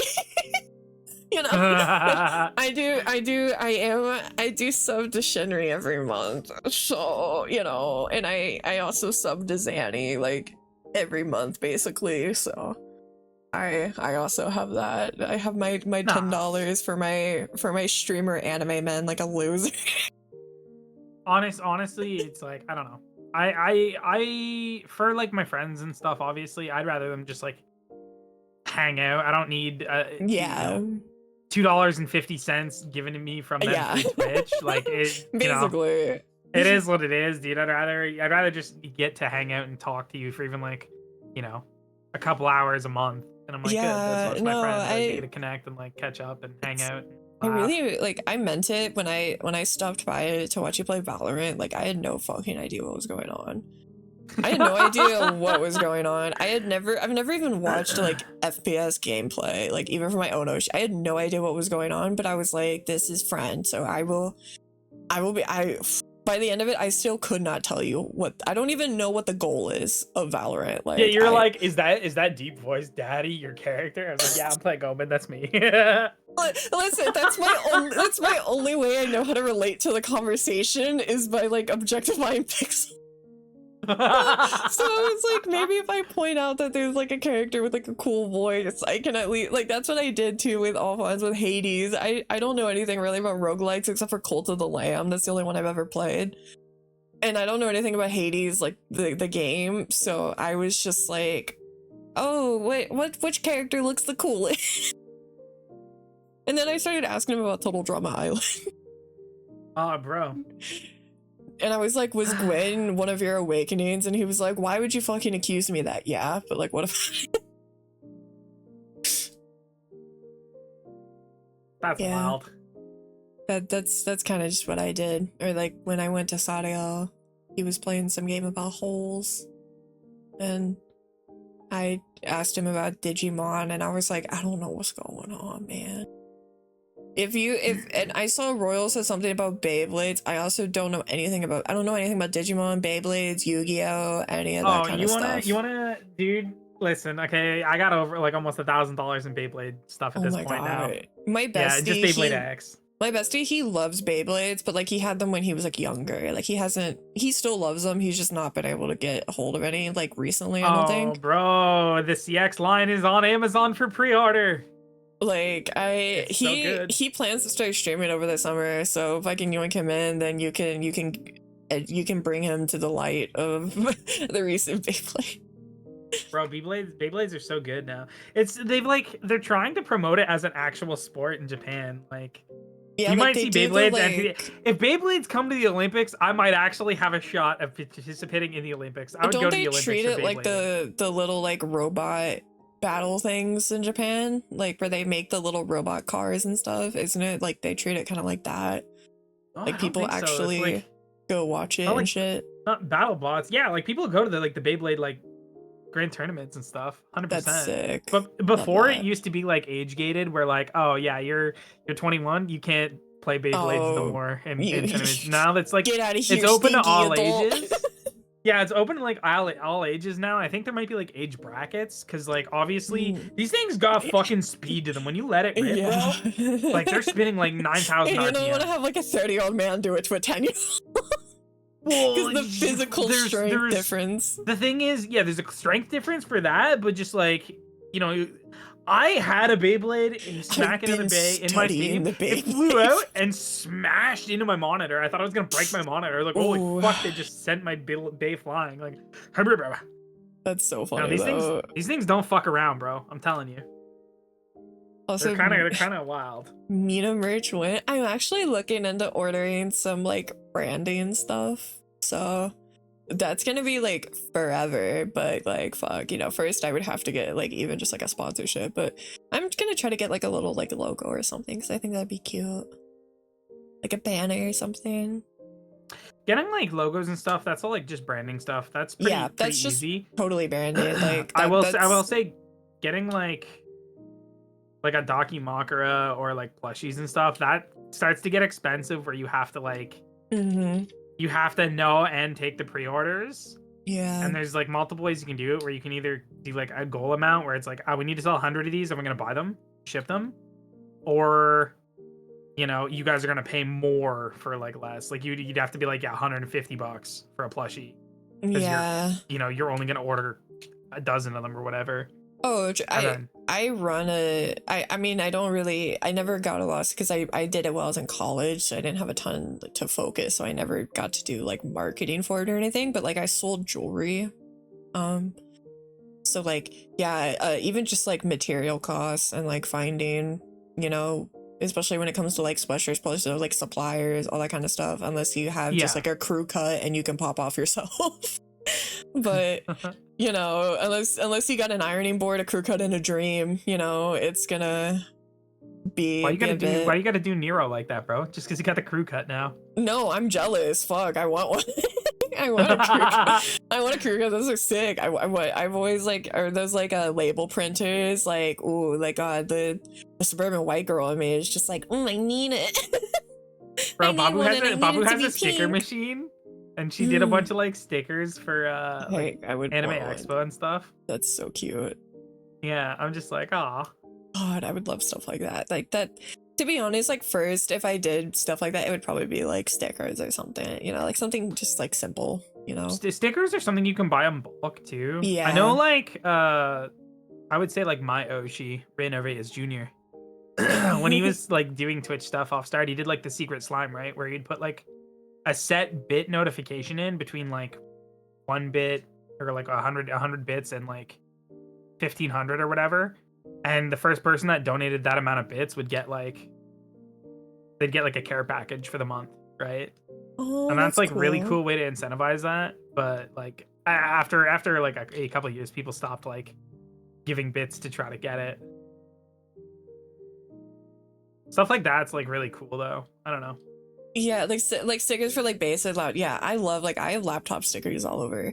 I went to an anime convention, my first anime convention over the like August last year, and I bought like 7 different stickers.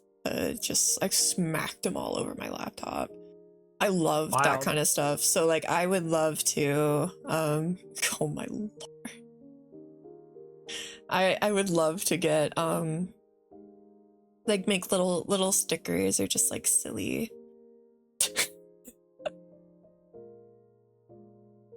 I don't know why you're calling me milady, brother. That's weird, champ. Absolutely beautiful, you are, my lady. Some fucking fedora tipping euphoria in here. Hello there, my lady. Cockney mean accent is top tier. I don't even know. Like, guys. Hold on. You want to hear my most legendary accent that I can't bring out ever? Yeah. Hey, what going buzzy? Me come down to the Cuba. Smoke a little bit of the gonje.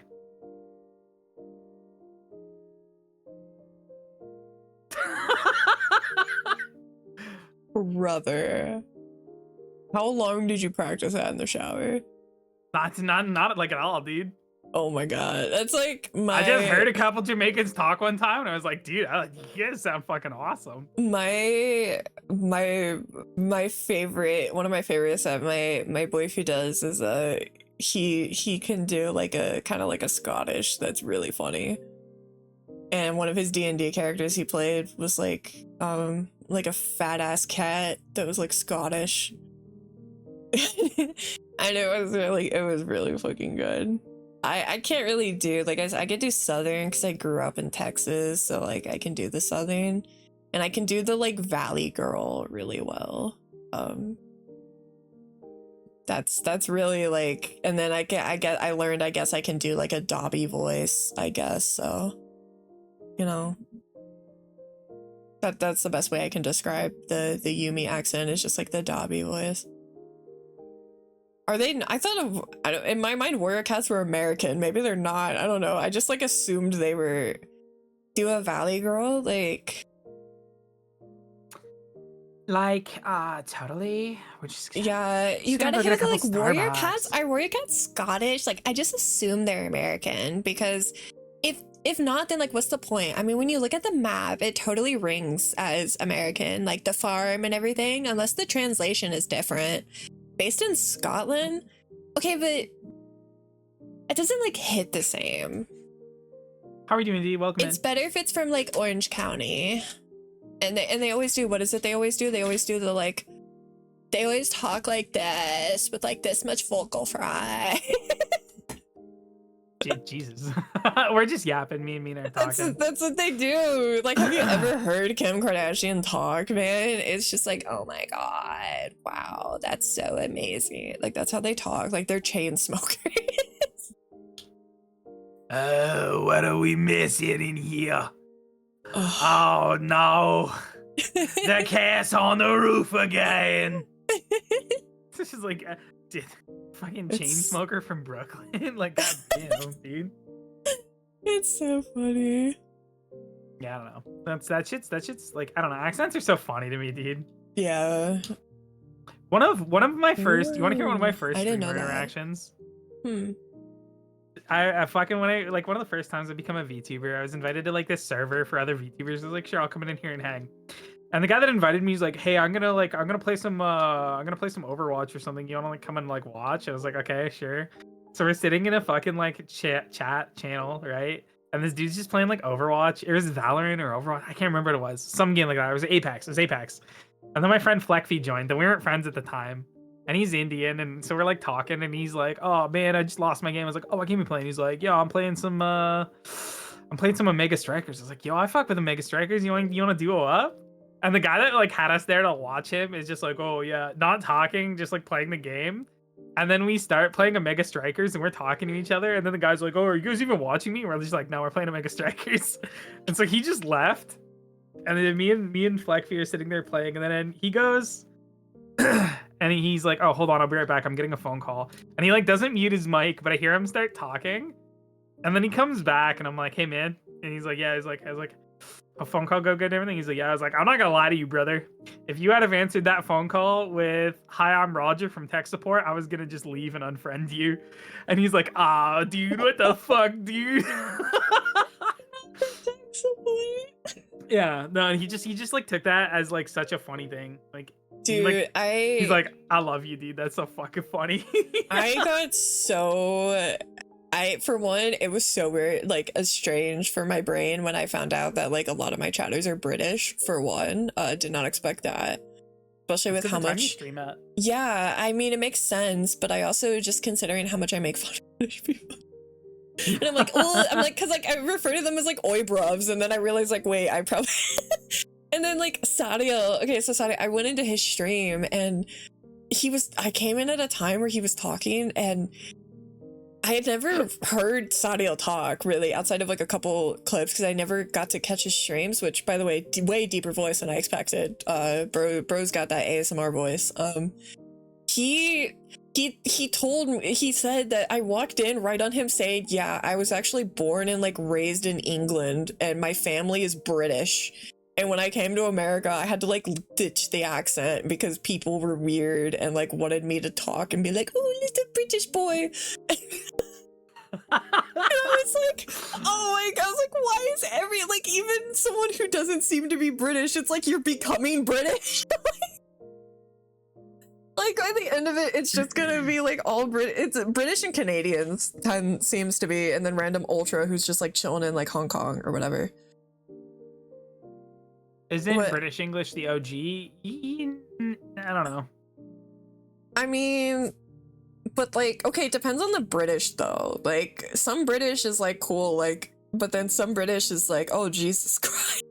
Kind of like with America, like you know, some American sounds fine, and then some of it is like fucking Creole. There's the British accent when it's like, oh, hello, ma'am, how you doing? Oh, no, good. Come on, love. Let's yeah, go. Like you're speaking the Queen's English, and then there's, oh, governor, show me your piss flaps. Like, like, because for example, okay, one of my Oshi, Xander is British, so like he is British, he has full accent, and he speaks a bit more he does the darling, that kind of whole thing. It's like charming, okay, cool, and then sometimes he's like, oh, do you guys want to hear my special dialect? And then he whips out just the most abysmal rural ass accent you've ever heard. It's for such a small country, it's such a melting pot of different accents, I will admit. Australian accent, there's like there's like the hot Aussie accent, like the like Chris the Liam Hemsworth accents, right? And then there's the actual Australian accent where it's like, "Hi, babe, yeah, come over here, give me some nookie." Oh yeah. It's just like, what the fuck? This is not what I was promised on TV. Birmingham is scary. Yeah, it's funny too because he plays a lot of spooky games, or he will be like, I'm gonna whip out the scary voice. It's like one of his other like fucked up dialects he knows. Yeah, that's kind of how it is. Like it's funny with me, like the thing that weirds me out is I can't comprehend people who think that Southern accents are hot. Like I can't understand that, because to me Southern accents are like repulsive. Like, and I say this as someone from Texas, like maybe it's because like I have a certain perception of the people that have those kind of accents, because if you live in a city, you don't have a Southern accent. In like Texas, like if you live in like Alabama or Georgia, yeah, you will have like an accent. But if you're in some place like Texas and you have an accent, oh, you're from one of those like rural hick towns that like, you're from like a sundown town. You don't want to, I'm like, ugh. So when I see people thirsting over, I'm like, why do you want to thirst over some dude who sounds like he's talking with a frog in his mouth? I don't understand.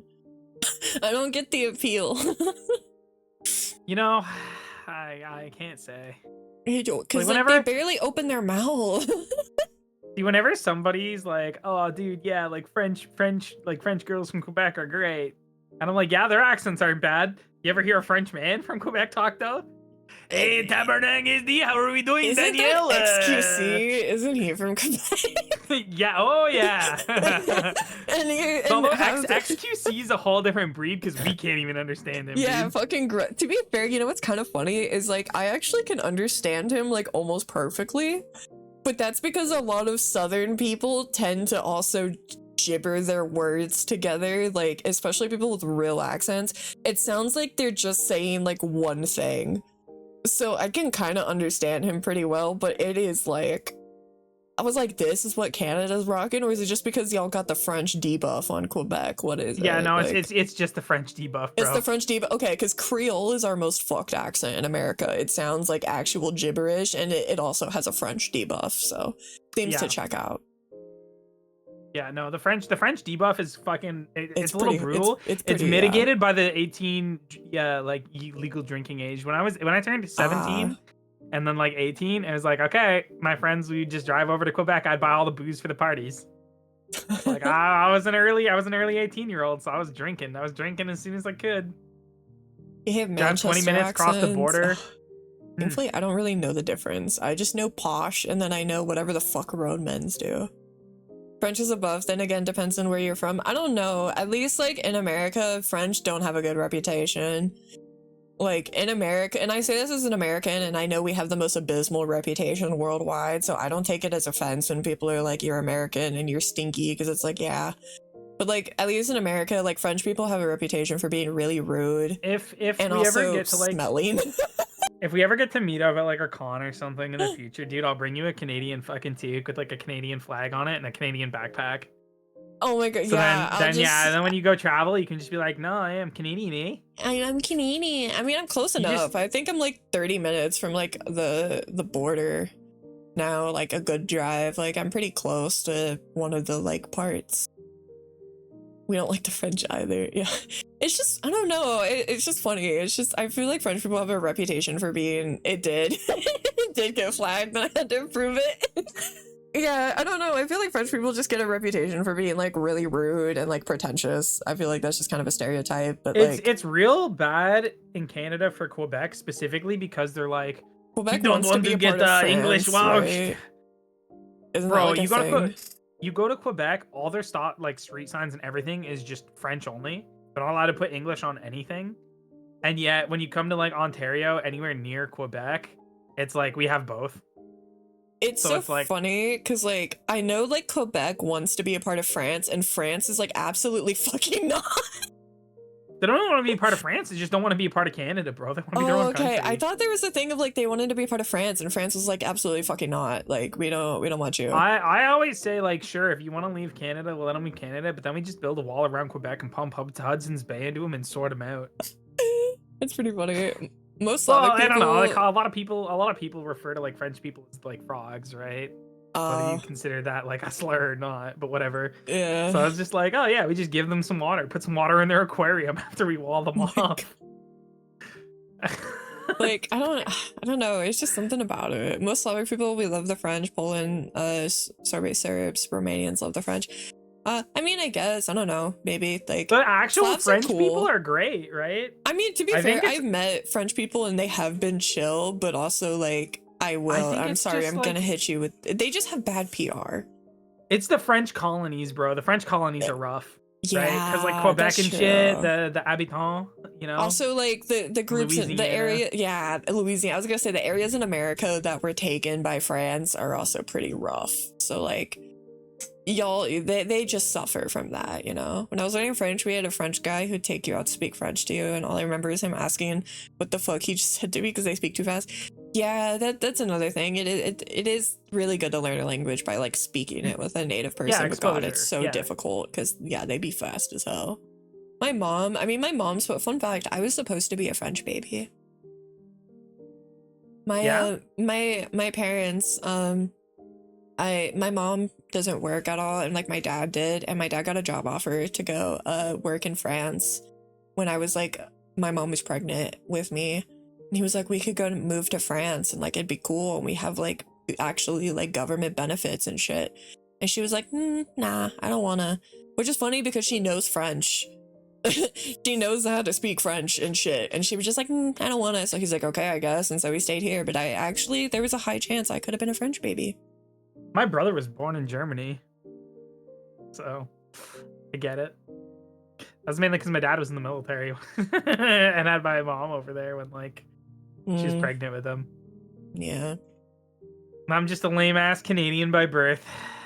I find it like funny. I tend to accidentally meet a lot of Canadians. Like one of my best friends, she's Canadian.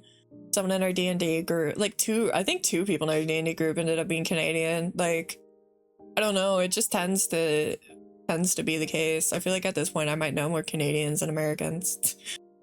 Listen, we're the we're the true North people. Strong and I free, mean, baby. yeah. That's one of the worst decisions for your dad to make. You tell him, because trust me, he thinks you don't want me to get into that. We can actually see the metrics on our viewership. I think it's like less than 10% of mine come from Canada. Or at least it used to be. I haven't checked lately. Let me see. Let's look at our metrics. I get a lot of oi bruvs. That's my big, which I mean, yeah, for my streaming time does make sense. I get a lot of oi bruvs, and then some American, Canadian, and then I think some other Europe locks in. I don't know. I don't think we have any Australia people. I try to figure out how to find It's this. Tuesday.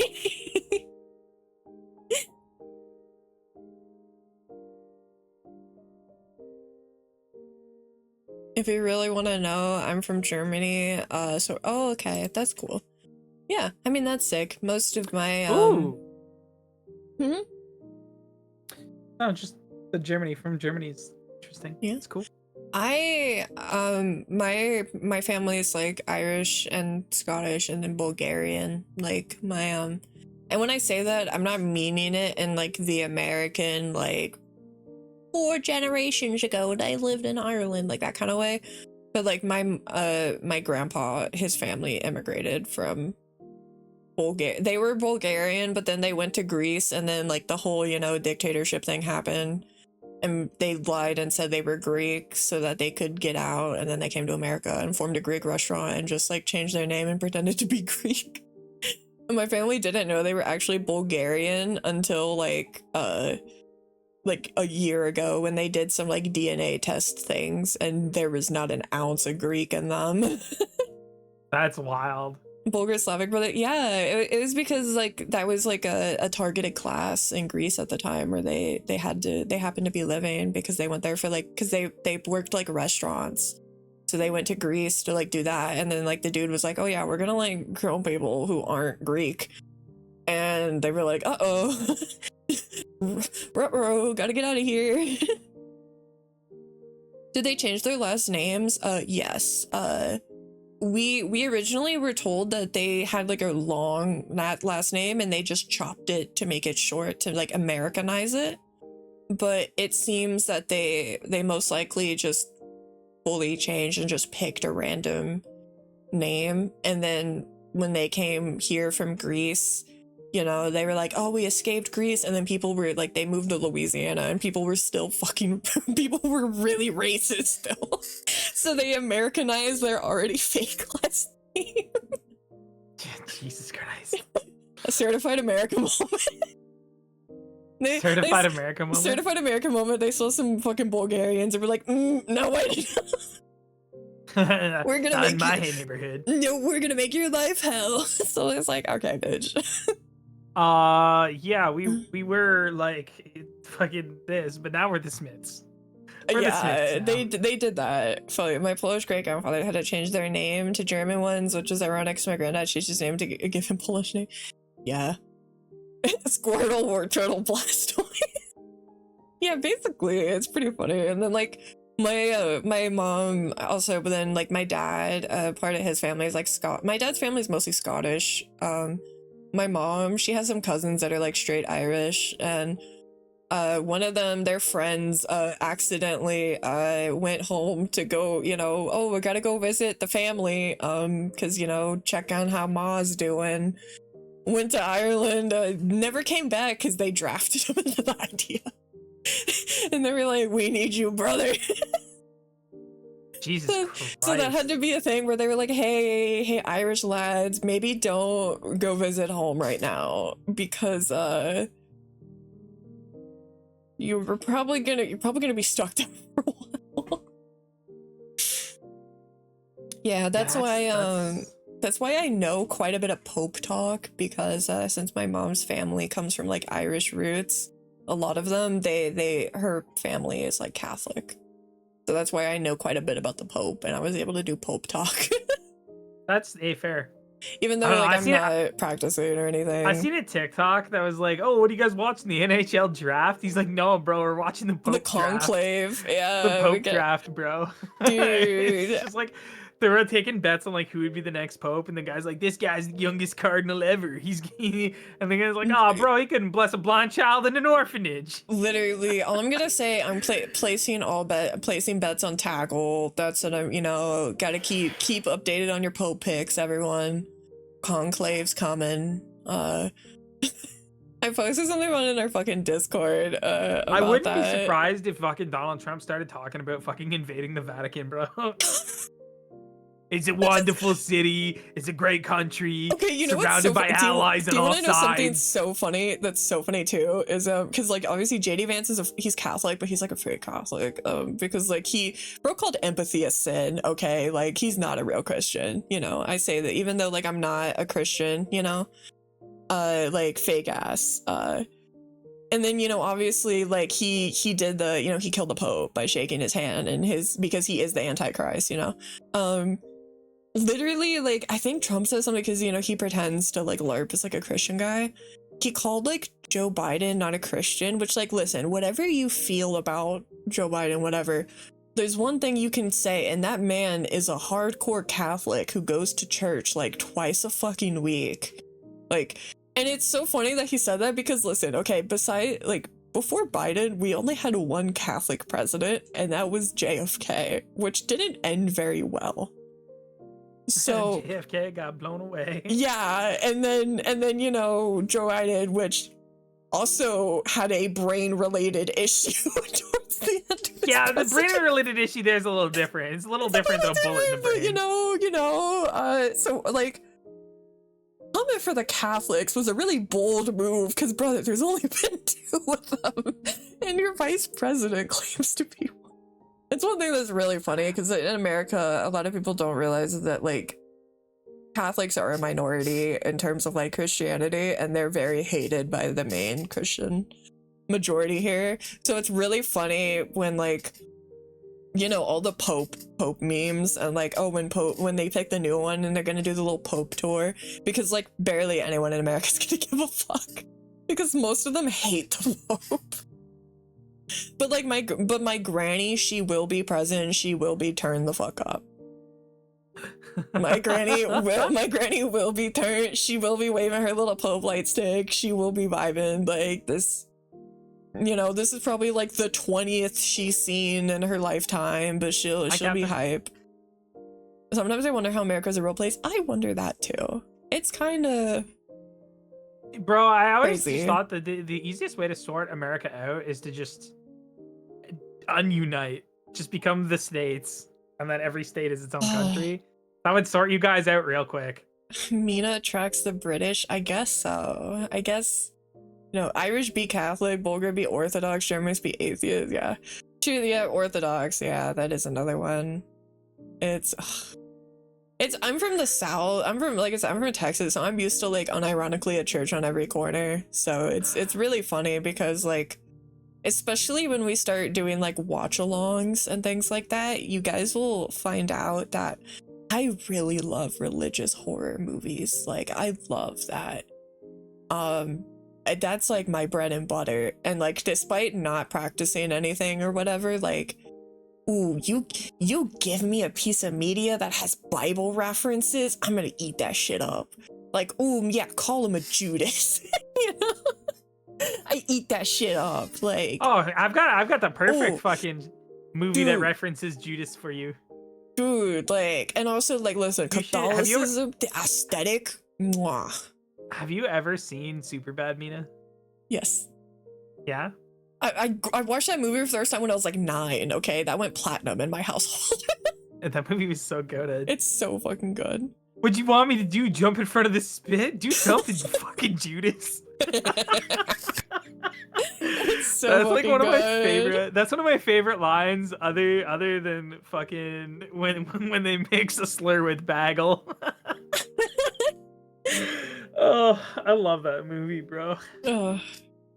God damn, I love Superbad so Dude, much. yeah, I love the Gothic Cathedral. Mwah, love it. My one of my D&D campaigns was heavily inspired. I love, does Boondock Saints count as religion? In my heart, yes. Fair, based. Like for example, like God, okay. If you throw me any piece of media that has like religious symbolism, like I'm gonna eat that shit up. Nom nom nom nom nom. If you throw in anything that has like Achilles and Patroclus, like symbolism, nom nom nom. Bonus points if it's both. Like cough cough. Hit NBC TV show Hannibal starring Mads Mikkelsen. Haha. Peak. Also, if you throw in cannibalism, then like there we go, extra dub. I'm all for it. It will become my hyper fixation for the next few years. Like that's all it takes, really. That's all it takes. Any show or movie that deals with like the concept of like obsession and like worship, especially if it gets real messed up. Yeah, that's my bread and butter. 40K's whole aesthetic is like high gothic and that sort of fanatic design. Yeah, they do have some really cool stuff. Me and I tried the Imperium in 40K. I've never actually played Warhammer. I've never touched Warhammer. I just knew like dudes made some like cool figures. There's like multiple, because there's like Age of Sigmar and stuff, which is like fantasy, elves, and D&D shit. And then there's 40K, which is like space horror, fucking terrifying things. I'm not like motherfuckers being killed and then jammed into a giant fucking titan machinery, suffering eternal pain. Yeah, I know Warhammer lore is really fucked up, and I just am not like a huge space person, so like maybe that's just why like the aesthetic just didn't like I didn't immediately like really look into it much. You'd probably prefer like the Age of Sigmar stuff, like you like Civilizations. You might like Total I do War love Warhammer. Civilization. I am obsessed with Civilization 5, and I have like I think I have almost 2,000 hours in it. Baba yetu yule binguni yetu yetu. God, the music is so good. I love Baba Yetu, bro. Anytime I start up Civ, I gotta listen to Baba Yetu the whole thing through, start to finish. Oh, you do Warhammer figurines. That's what you're painting. That's pretty cool. Civ 5 is great. Civ 5 I'm obsessed with. Civ 6 I just really couldn't get into. I like a lot of, okay, I'm not as much of a hater as a lot of Civ 5 players are of 6. However, I do admit I like the Civ 5 aesthetic more.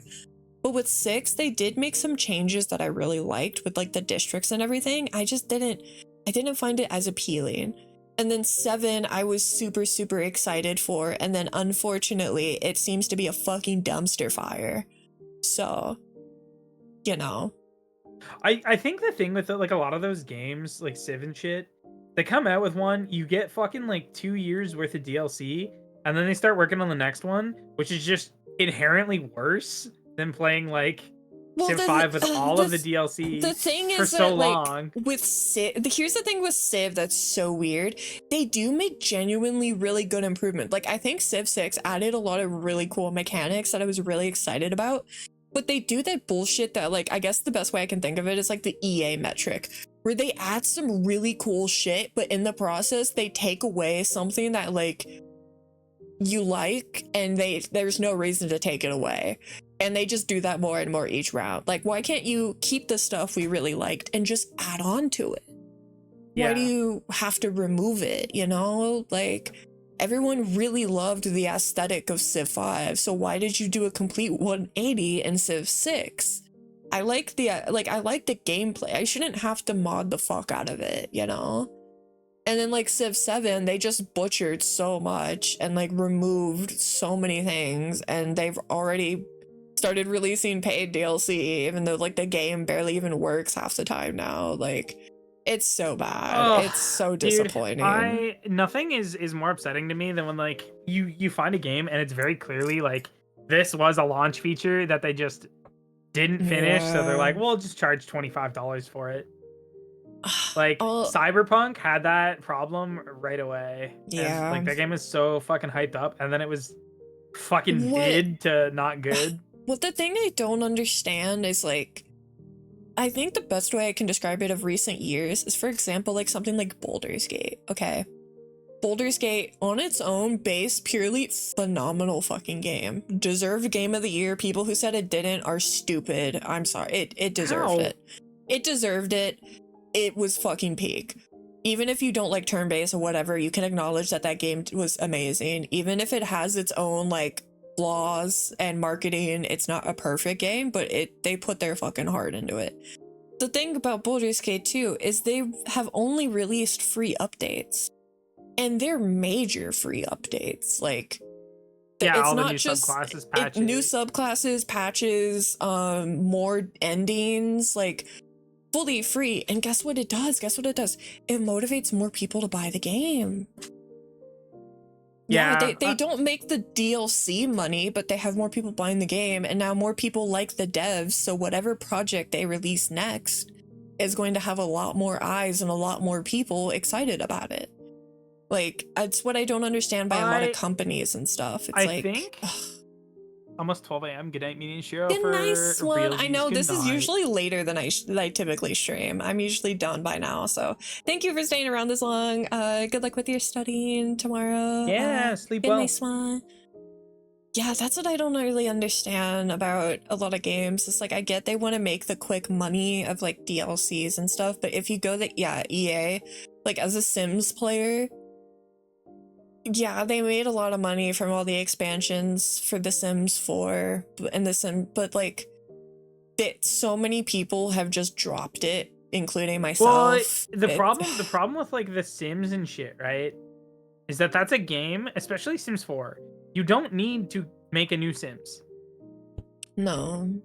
We don't need a Sims 5. What we need is a Sims that adds co-op online play, where you can import like whole fucking like sections of town or whatever, custom like building actual maps, like add that stuff as DLC. Oh, you can design and build your own town, put lots in, make like a fucking mall, download player creations and place them to build your own sim town, right? Build a town and then let you invite friends to fucking play in it, you know? Like if we had online co-op Sims like we were supposed to get for Sims 5. See, I will admit that's my controversial take is I'd never want a Sims co-op. So I was really happy that they scrapped that. I used to love the Sims co-op, the fucking the old Xbox game with the split screen, dude. That shit was so much fun. Like it. I also didn't have friends though, so. Yeah, well, okay. I mean, that might be why. But like imagine us making ourselves as VTubers, right? And just doing like a fucking Sims content house. Have me and Alphonz as roomies fucking going around. Like, yeah, they me did. Fucking just tormenting Alphonz as he can't get out of the pool because I delete the fucking. Here's I guess I have a better way to phrase it. It's not that I didn't want a Sims co-op, because the concept of I love life sims. I do. Life sims are one of my bread and butters. I love them. One of my favorite game genres of all time. It's that I don't want a Sims co-op, because I knew the Sims would not be able to handle and do it, because I saw the degradation from 3 to 4, the fact that like 4's launch was I've been playing The Sims 4 since launch. It was abysmal, and it is still gotten so bad. Like EA, and I don't trust EA. Someone else doing a co-op like life sim, like The Sims, super sick. But The Sims specifically, I just knew in my heart that it would not be good. Well, you know? so they did co-op before, because like I said, like Sims busted out on Xbox. But that was before they got bought by bot. No, That's when sure, it was just Maxis. Maxis, Sims 2, even like the beginning of Sims 3, yeah, trustworthy. Maxis, since they've been bought by EA and they gutted all the original staff, yeah. Because that's what happened. They pretty much gutted the original staff, and most of the original staff left and tried to do their own thing. And most of them sadly didn't really get anywhere. That's the issue. Yeah, EA degradation aside though, just in general, all the good times and all the like things, just a life sim like that with your homies. It would be really fun. It's so fun. Because you could just do things like, you know, I'm playing with Kalos, and Kalos fucking like sets my house on fire and kills my wife. Like, I'm gonna do some devious shit and go and bang his wife. I believe that Inzoy is trying to get co-op. I believe that. So the problem with that game is they're just openly using so much AI that I don't want to like get into that. Yeah, I own the game, and I have played it to try it. From what I saw with it is that the AI was like supposed to be like an optional thing. I don't know. I didn't really know too much about that, which is like upsetting. Yeah, no, I mean, but Babu did a whole deep dive into it. I had already made the and I was purchase, like, eh. and I was like, No, I mean, it's I don't blame people for playing a game like that. It's just my choice. I'm just not disheartening. gonna choose it. Yeah, no, I mean, it is like, because the thing, I didn't think about it because I literally didn't engage with any of that aspect of it. I was just like vibing. And then I saw that people were like adding in all this shit. And I was like, where'd they do that? And then I saw it was that, and I was like, oh. Yeah. Hmm. Yeah, I don't know, it's rough. But it's like one of the reason why I would never stream like my D&D game is because it's a home game we just play for us, and like my DM will just use like art bots or whatever, AI art bots, to drop assets for the game. So I'm like, for us playing it at home, not monetizing that or whatever, you know, I'm not gonna tell somebody what to do. It is what it is. With our games, what we do is I don't really allow gen AI even for like character art really, but we find all our shit off like Pinterest and all. Yeah, that's what we do. Yeah. Yeah, with that, it's impossible to credit people, and because so many people upload other people's shit and whatever, so we just keep it to ourselves, you know. But yep, yeah. Because I would never want to stream that because like it would, yeah, I would feel bad because I wouldn't be able to credit anybody, and like people might not want, and it's so like that's a lot of difficult thing about D&D streaming. A lot of like the gen stuff that'll get used isn't even like character stuff. It's like splash screen shit. Just like it's something also to put on, so right? difficult to find shit on Pinterest that isn't AI slop as well at this point. Yup. It's so unfortunate. Yup. I think if I go to do VTuber D&D, it would be like a thing where like I'm just gonna use the actual like wizards assets for tokens and stuff, and then I'll just like join, like there's a couple different like patrons and stuff that do a shitload of battle maps, which is great. And then other than that, it's just everybody's got to make sure they have like their own character like art setup or whatever. Figure it out. That's the one thing of like, you know, the dog in me is like stream D&D, and maybe if people like it, you could get cool fan art of your OC.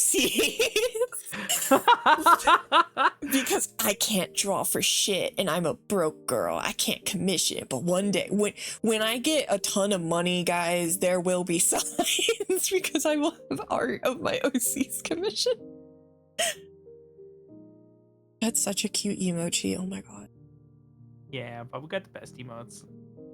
She got all the connections. She does, and she was able to find me such cute assets. Like, yeah, it's something I've thought about, like, because I do D&D stuff, but yeah, the art thing is like a huge hurdle, because also like I can't draw for shit. Like, I'm not artistic for the life of me, and oof. My significant, he can draw, but he can't draw like people. He draws like cool abstract shit because he's super cool and talented and awesome. But I already have my significant other that draws this Babu. She's been drawing a bunch of her stuff for her re-debut though. Really? Wait, she drew for her re-debut? Not like her model stuff. But yeah, like but things, like yeah. a lot of the like branding. I'm sure if you stuff? ask her, she'll show you a lot of stuff. You will see me in your DMs later.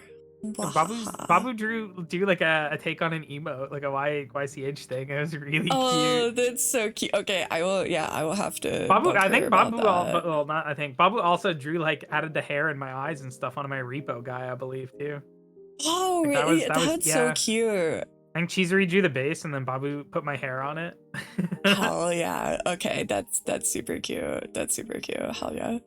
I will definitely barge into her DMs and demand, because I love people showing me their art. I'm always that person where I'm like, okay, slap down your OC and tell me their lore right now. Only good with ink art, character style. Yeah, I can do clothes. I can draw clothes. I just can't draw people and like forms. You know what's like the most frustrating thing for me? I can close my eyes and design something and envision it, but in my head perfectly. I cannot put it. I can't put it into paper. That's the worst. I have a like. I literally like. I always tell people. I realize that I sound schizophrenic, but I'm like, I have a vision, guys. I have a vision. Hear me. Yeah, the vision is visioning, but I can't. But I produce the can't vision. put it onto paper or anything. I hope that one day, instead of like AI art, we just get the ability to like think of something and then touch like a fucking electrode diode on a machine, and it'll just pull the image that you're thinking about from your head and print it there for you to look at like physically. That would be sick. Yeah, it's like I'm so like, and also the ability artists have, because like, dude, the shit that I sent that poor fucking emo artist, where I was like, here's my vision board. I hope I explained it well enough. And she fucking nailed it.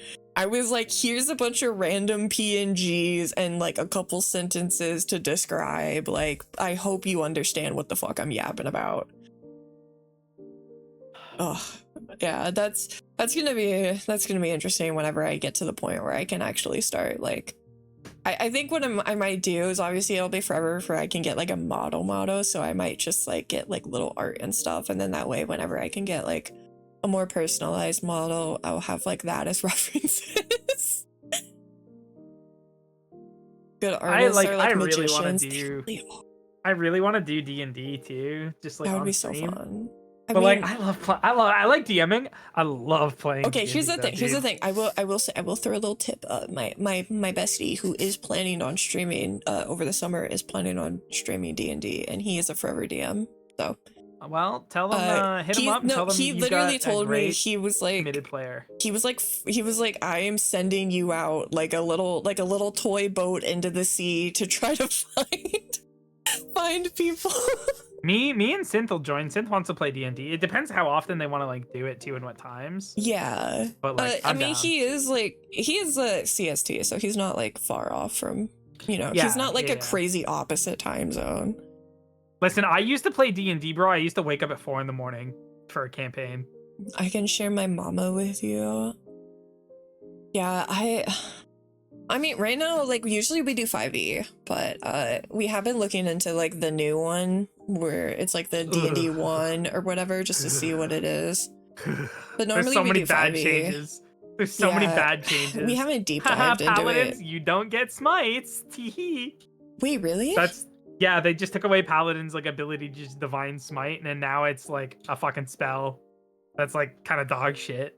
Oh, that sucks. So like they just take away a whole class feature from them basically. There's a whole bunch in there that I don't like.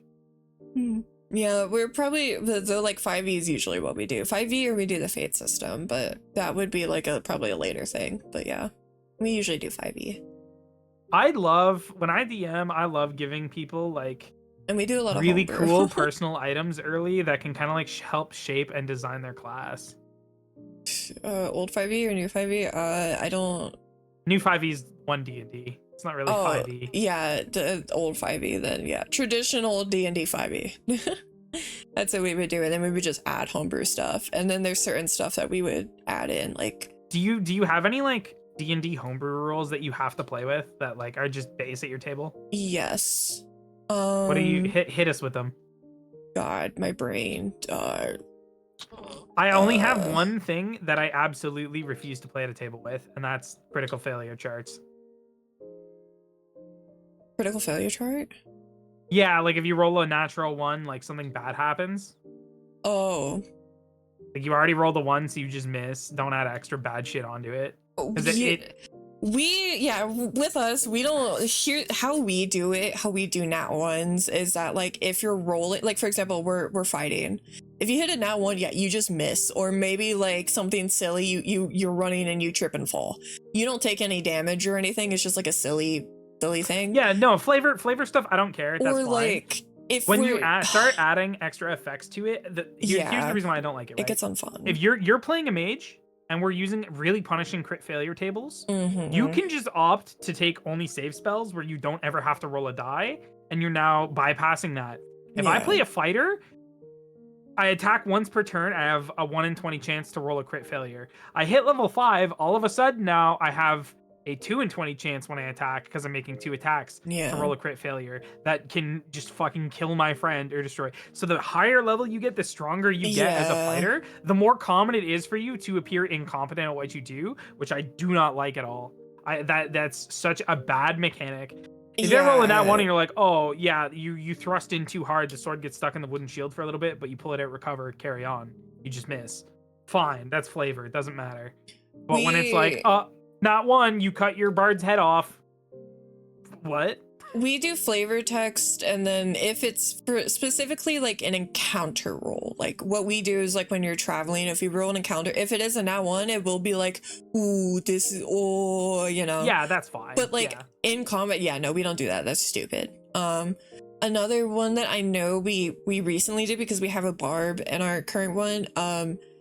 We don't do the like exhaustion after the rage for the berserker, I believe. We don't do that because because of how thick, and like that's the entire kit, and it's like to do your one thing to have that level of a punishment versus everyone else is just like, oh, you biffed, but if you biff one turn, you're kind of cucked for the rest of the battle until the exhaustion. We don't do that. We play for fun. Fair. We just get rid of that. It feels like such an unnecessary crutch compared to the others. That also remind like sneak attack. A lot of like if you read the wording on sneak attack, if you have disadvantage from any source, even if you meet other requirements for sneak attack, like I have advantage, but I have disadvantage, so it's a neutral roll. Yeah. But then you're beside the enemy I'm gonna hit, and normally just not without advantage at all, you being beside the enemy would trigger sneak attack. Nope, can't use sneak attack because you have disadvantage. I don't like that. With so sneak attack, we only do sneak attack purely just based off of would you be able to take them by surprise? That's it. If you can, then you can do it. Otherwise, yeah, we don't look into the details of all that because yeah, it just doesn't. That's how we see it too. I'm trying to think if there's like other, like I know there is other ones. A lot of it is just like, oh well, we're playing a different class, or we're playing like we have like an item that's just like we think like the way it recharges or something is just stupid, so we're like, no, we're not going to do that. We early on in like I've been with this group that I play D&D with for like 6-7 years. Mm-hmm. Probably within the first like year of our campaign, we had like a thing where we were in a dungeon and somebody was like, I want to do this, I want to do that, I want to open this door. And when they opened the door, it like triggered a fight and nobody else got to do anything else. Right? So they like called our code word over our like earrings ascending. And I was just like, man, fuck that. No, I didn't get to go look at anything. I'm going in here. It looks like there's treasure on the map that I can see. I'm going to go check the treasure out. Even though my character would have went and helped immediately, I didn't get a chance to like explore anything in between like the combat encounters. So I was like, nah, I'm just going to go do this. And then the person got like really shitty and like tried to like bitch me out because he almost died. And I'm just like, no. Nobody else got a chance to do anything. That's not fair. And our DM was like, okay, well, like, you acknowledge that your character should have went and gone and helped, but also like I understand why you as a player went and did this thing because you've seen something you wanted to check out and you didn't get a chance to. So we made a thing called initiative rolls, player like turn order rolls, basically. Yeah, that's what we do. So outside of combat, we'll do like everybody rolls a d20. We'll go down the list. Whoever rolled highest gets to choose what they do first. Oh, and okay. Basically, we treat it like an initiative order. If I'm going first and I'm like, oh, I want to check out this door, I'll go touch and fuck with that door. No matter what I'm doing, if what I'm doing would start an encounter, my turn kind of pauses there. I'm done with that. Everybody else gets to finish doing something. So everybody gets a turn to search or do something before like a counter would start. Right? And then everybody gets a turn done. Then we do the encounter. Because that way it doesn't feel like somebody just doesn't get to participate or do anything when it comes to like searching. Yeah, we don't do like official like initiative, but we basically do that kind of where like if we're getting to free roam, explore or something, and someone is going off and doing something, yeah, our DM will just be like, stop, and like make them pause. And then, yeah, we do the stuff with the other people and then we go back to that. So we don't like officially do that, but yeah. And like another thing too is like we do our best to God, what's it? We also kind of ignore the whole like we do the rules too. We're like throwing potions, forcing someone to drink a like all that kind of stuff. Like we're cool with that. So the way my group handles that is between levels 1 and 5. It's an action to drink or use a potion on yourself, right? Yeah, and it then is an action. At level 1 to 4. At level 5, you can drink a potion yourself as a bonus action, or it's an action to apply it to somebody else. Oh So yeah, we get to a point that it's like you're competent enough now as an adventurer. You know how to swirl the bottle. You can chug a potion real quick. we do it as a bonus action as well. I will say too though, in basically all of our campaigns, we start off at level 5 typically.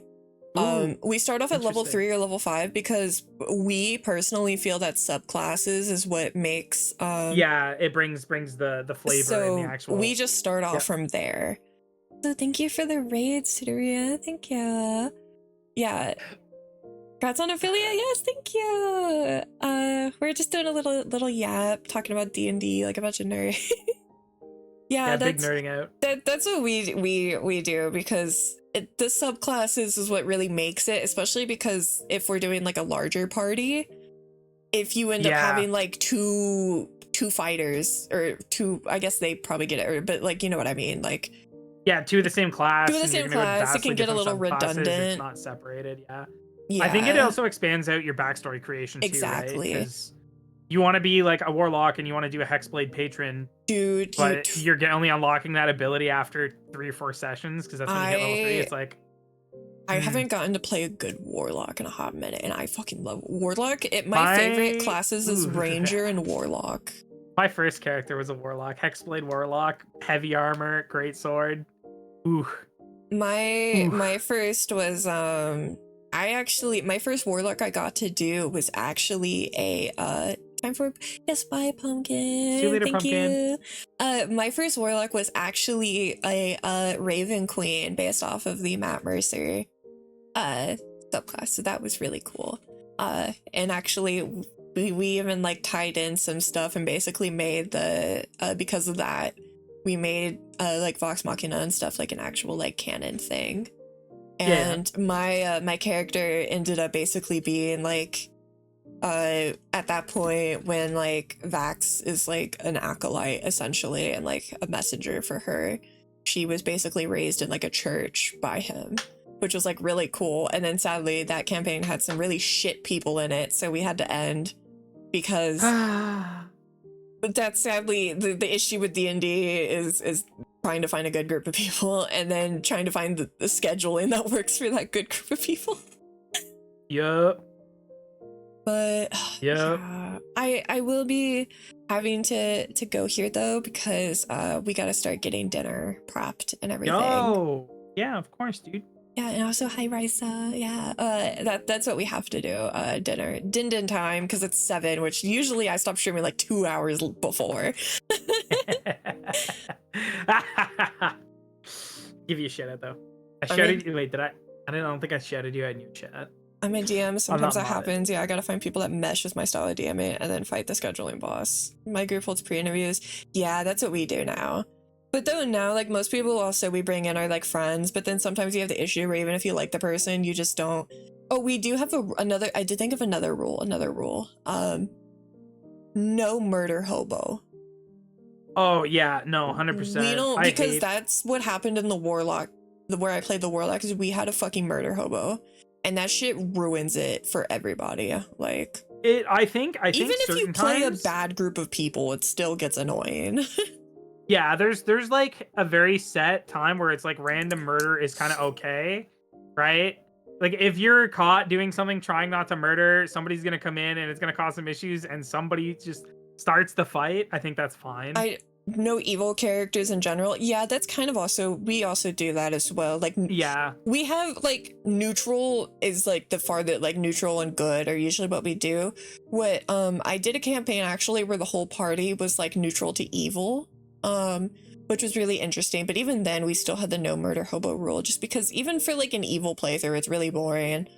But like we also just we don't do evil because also even if like they aren't going to be main character, it just like it's gonna cause eventually a problem where like logistically a party split would make sense, and unless they want to make a new character, it gets kind of, because that was the thing with the murder hobo character is like I think they created a conflict so intense that it made it to where our party would have split. you know? Yeah, I think the evil character like arc can be good if you're playing with people you know and that want to tell a Yeah. good story, and that you go into it saying, I'm gonna start off evil character, I'm gonna be morally dubious, but as I Yeah. spend time with you guys, I want you to impress upon my character like these morals and stuff and have that challenge, because that will tell a really good developmental story, Yeah. right? Start It's off, start off, killing a guard when they're like questioning the party and like threatening fucking jail it's time for doing something it's good. It's always like, the oh, edgelords though. oh, It's 100%. never it's always the edgelord character, but who's like, I'm gonna be like a serial killer. Why? Because I can. And then they just make it unfun because like, My oh, The only but character I've played that has been evil was literally like a child, and I was an assassin. I was just like a kid who was working in an orphanage oh, or living in an orphanage. do you want Murdered. to hear Hmm? my quote unquote evil character that is actually whenever I can get my model that fits more my vision is actually going to inspire my lore and everything? Yeah. Okay, so I played a Gyaru otaku, and she was also a hikikomori, and she was a warlock who met her patron online because her warlock patron was basically like, it was like a flavored of kind of like Great Old One, if you will, where it was an eldritch being that basically was because it was like a cyberpunk campaign, and had basically like done, like machine herald shit, if you will, and was forming a cult. And what it was trying to do is it was like an eldritch being who was trying to consume enough souls to regain a mortal form. And so what it was doing is it was recruiting people online to form this cult to like bring them people to consume. And because of that, it met her and like forced her to like, it basically like gaslit and manipulated her into thinking that like it cared about her and no one else did. That's crazy. And then because what's the best way to increase the soul count of someone if eating something gives them souls? Yeah, it gaslit her and manipulated her into becoming a cannibal. And so that way, when it would eventually decide she's not useful anymore and eat her, she would have like a lot of stuff stocked up. And so literally when we'd be doing combat, like I would have to sneak off and like take things, and like it was this really like fucked up thing of like she just like, it was like abusive and like made her think that like this is what she had to do to have like affection and love. And it was like this really fucked up emotional thing of like, there was a party member who she was forming like a brotherly relationship with, and it was gonna be like her realizing that like the behavior is not okay and not real and shit, but our DM and sucked and ended up being a really horrific person, and so the campaign got axed. But she was my baby. She was my baby, and so like that's like I love the concept of like horror gyarus and shit like that. So that's what I want to eventually get for my model, is like a gyaru model that has some like horror elements and things like that, because that's like I love that kind of shit. But that's like my biggest like what if, it really is like, no, when I make character story I make it deep, and like yeah, it was really fucked up. It was horrific. I had to do multiple monologues where I cried and had a mental breakdown to like sell the character. It was really fucking good, and like it was really good. It was a shame that the dude ended up being a fucking weirdo, and like unfortunate things happened. Yeah, see, however, the DM personally did not like me, so he shafted my character at every turn. That's fucked. He I shafted don't my know. character, and he tried to make my character out to be a sex pest, because I would try to interact with other dudes, and the whole thing is because she's like an otaku weirdo. She's like really socially inept, just by being like a warlock who has like high charisma. Because we also don't play with the high charisma means you're a good social. We don't play with that mindset. He would make it seem like anytime she tried to awkwardly interact with a guy that it was her trying to do some sex pest shit, just to like make her seem like really like icky. And that was really, really fucking annoying, because I basically couldn't interact with any NPCs, and he would shaft any main story. It was really unfortunate, sadly, because I would love to do something with her, but I'm basically gonna transfer her lore to my VTuber. So Yeah, when I can get my real model, Cannibal Cultist Mina is coming to a big screen near you because I love that shit. That's my goal. You love it, brother. I eat that That's up awesome. unironically. I think that like one of the things too, Kess, you're saying like we had to explicitly state no selling from group rewards. Yeah. I would just put in a thing if people do that. It's like not everybody's present when the rewards are devised, and if you find like an item that's like from a battle or something that everybody's there, I would just do like a mechanic where like, you know, every few sessions you get an I will carry that. Where if you see something you want, you just be like, "Oh, this item, I will carry that," and then the first come first serves, but you only get like one of those. So if there's something you want, but you already used yours, somebody else could be like, "No, this item, I will carry that," and then you can kind of like trade over it if you want. I don't allow people to steal from each other and like, something like that. Thankfully, that's a dangerous road. Thankfully, my group is really good about just being like, okay, this item is super cool, but logistically, what character would it make sense for? Because like because my character is a bard, also like my character has so many abilities and items because she's the social one because she's a bard and she's a bimbo. And there's also even been times where like I would logistically probably have the best use for an item, but I still give it to someone else because I also don't want a main character syndrome and like have everything and be like, I get all the special stuff. But yes, I have to go eat. I have to provide food for the family. Go run away. You got me talking about D&D. We'll yap more. We will. And I'll have to find my capture card so we can see if we can do like a Pokemon yap or something at some point. Brother. But yeah, thank you. Cool.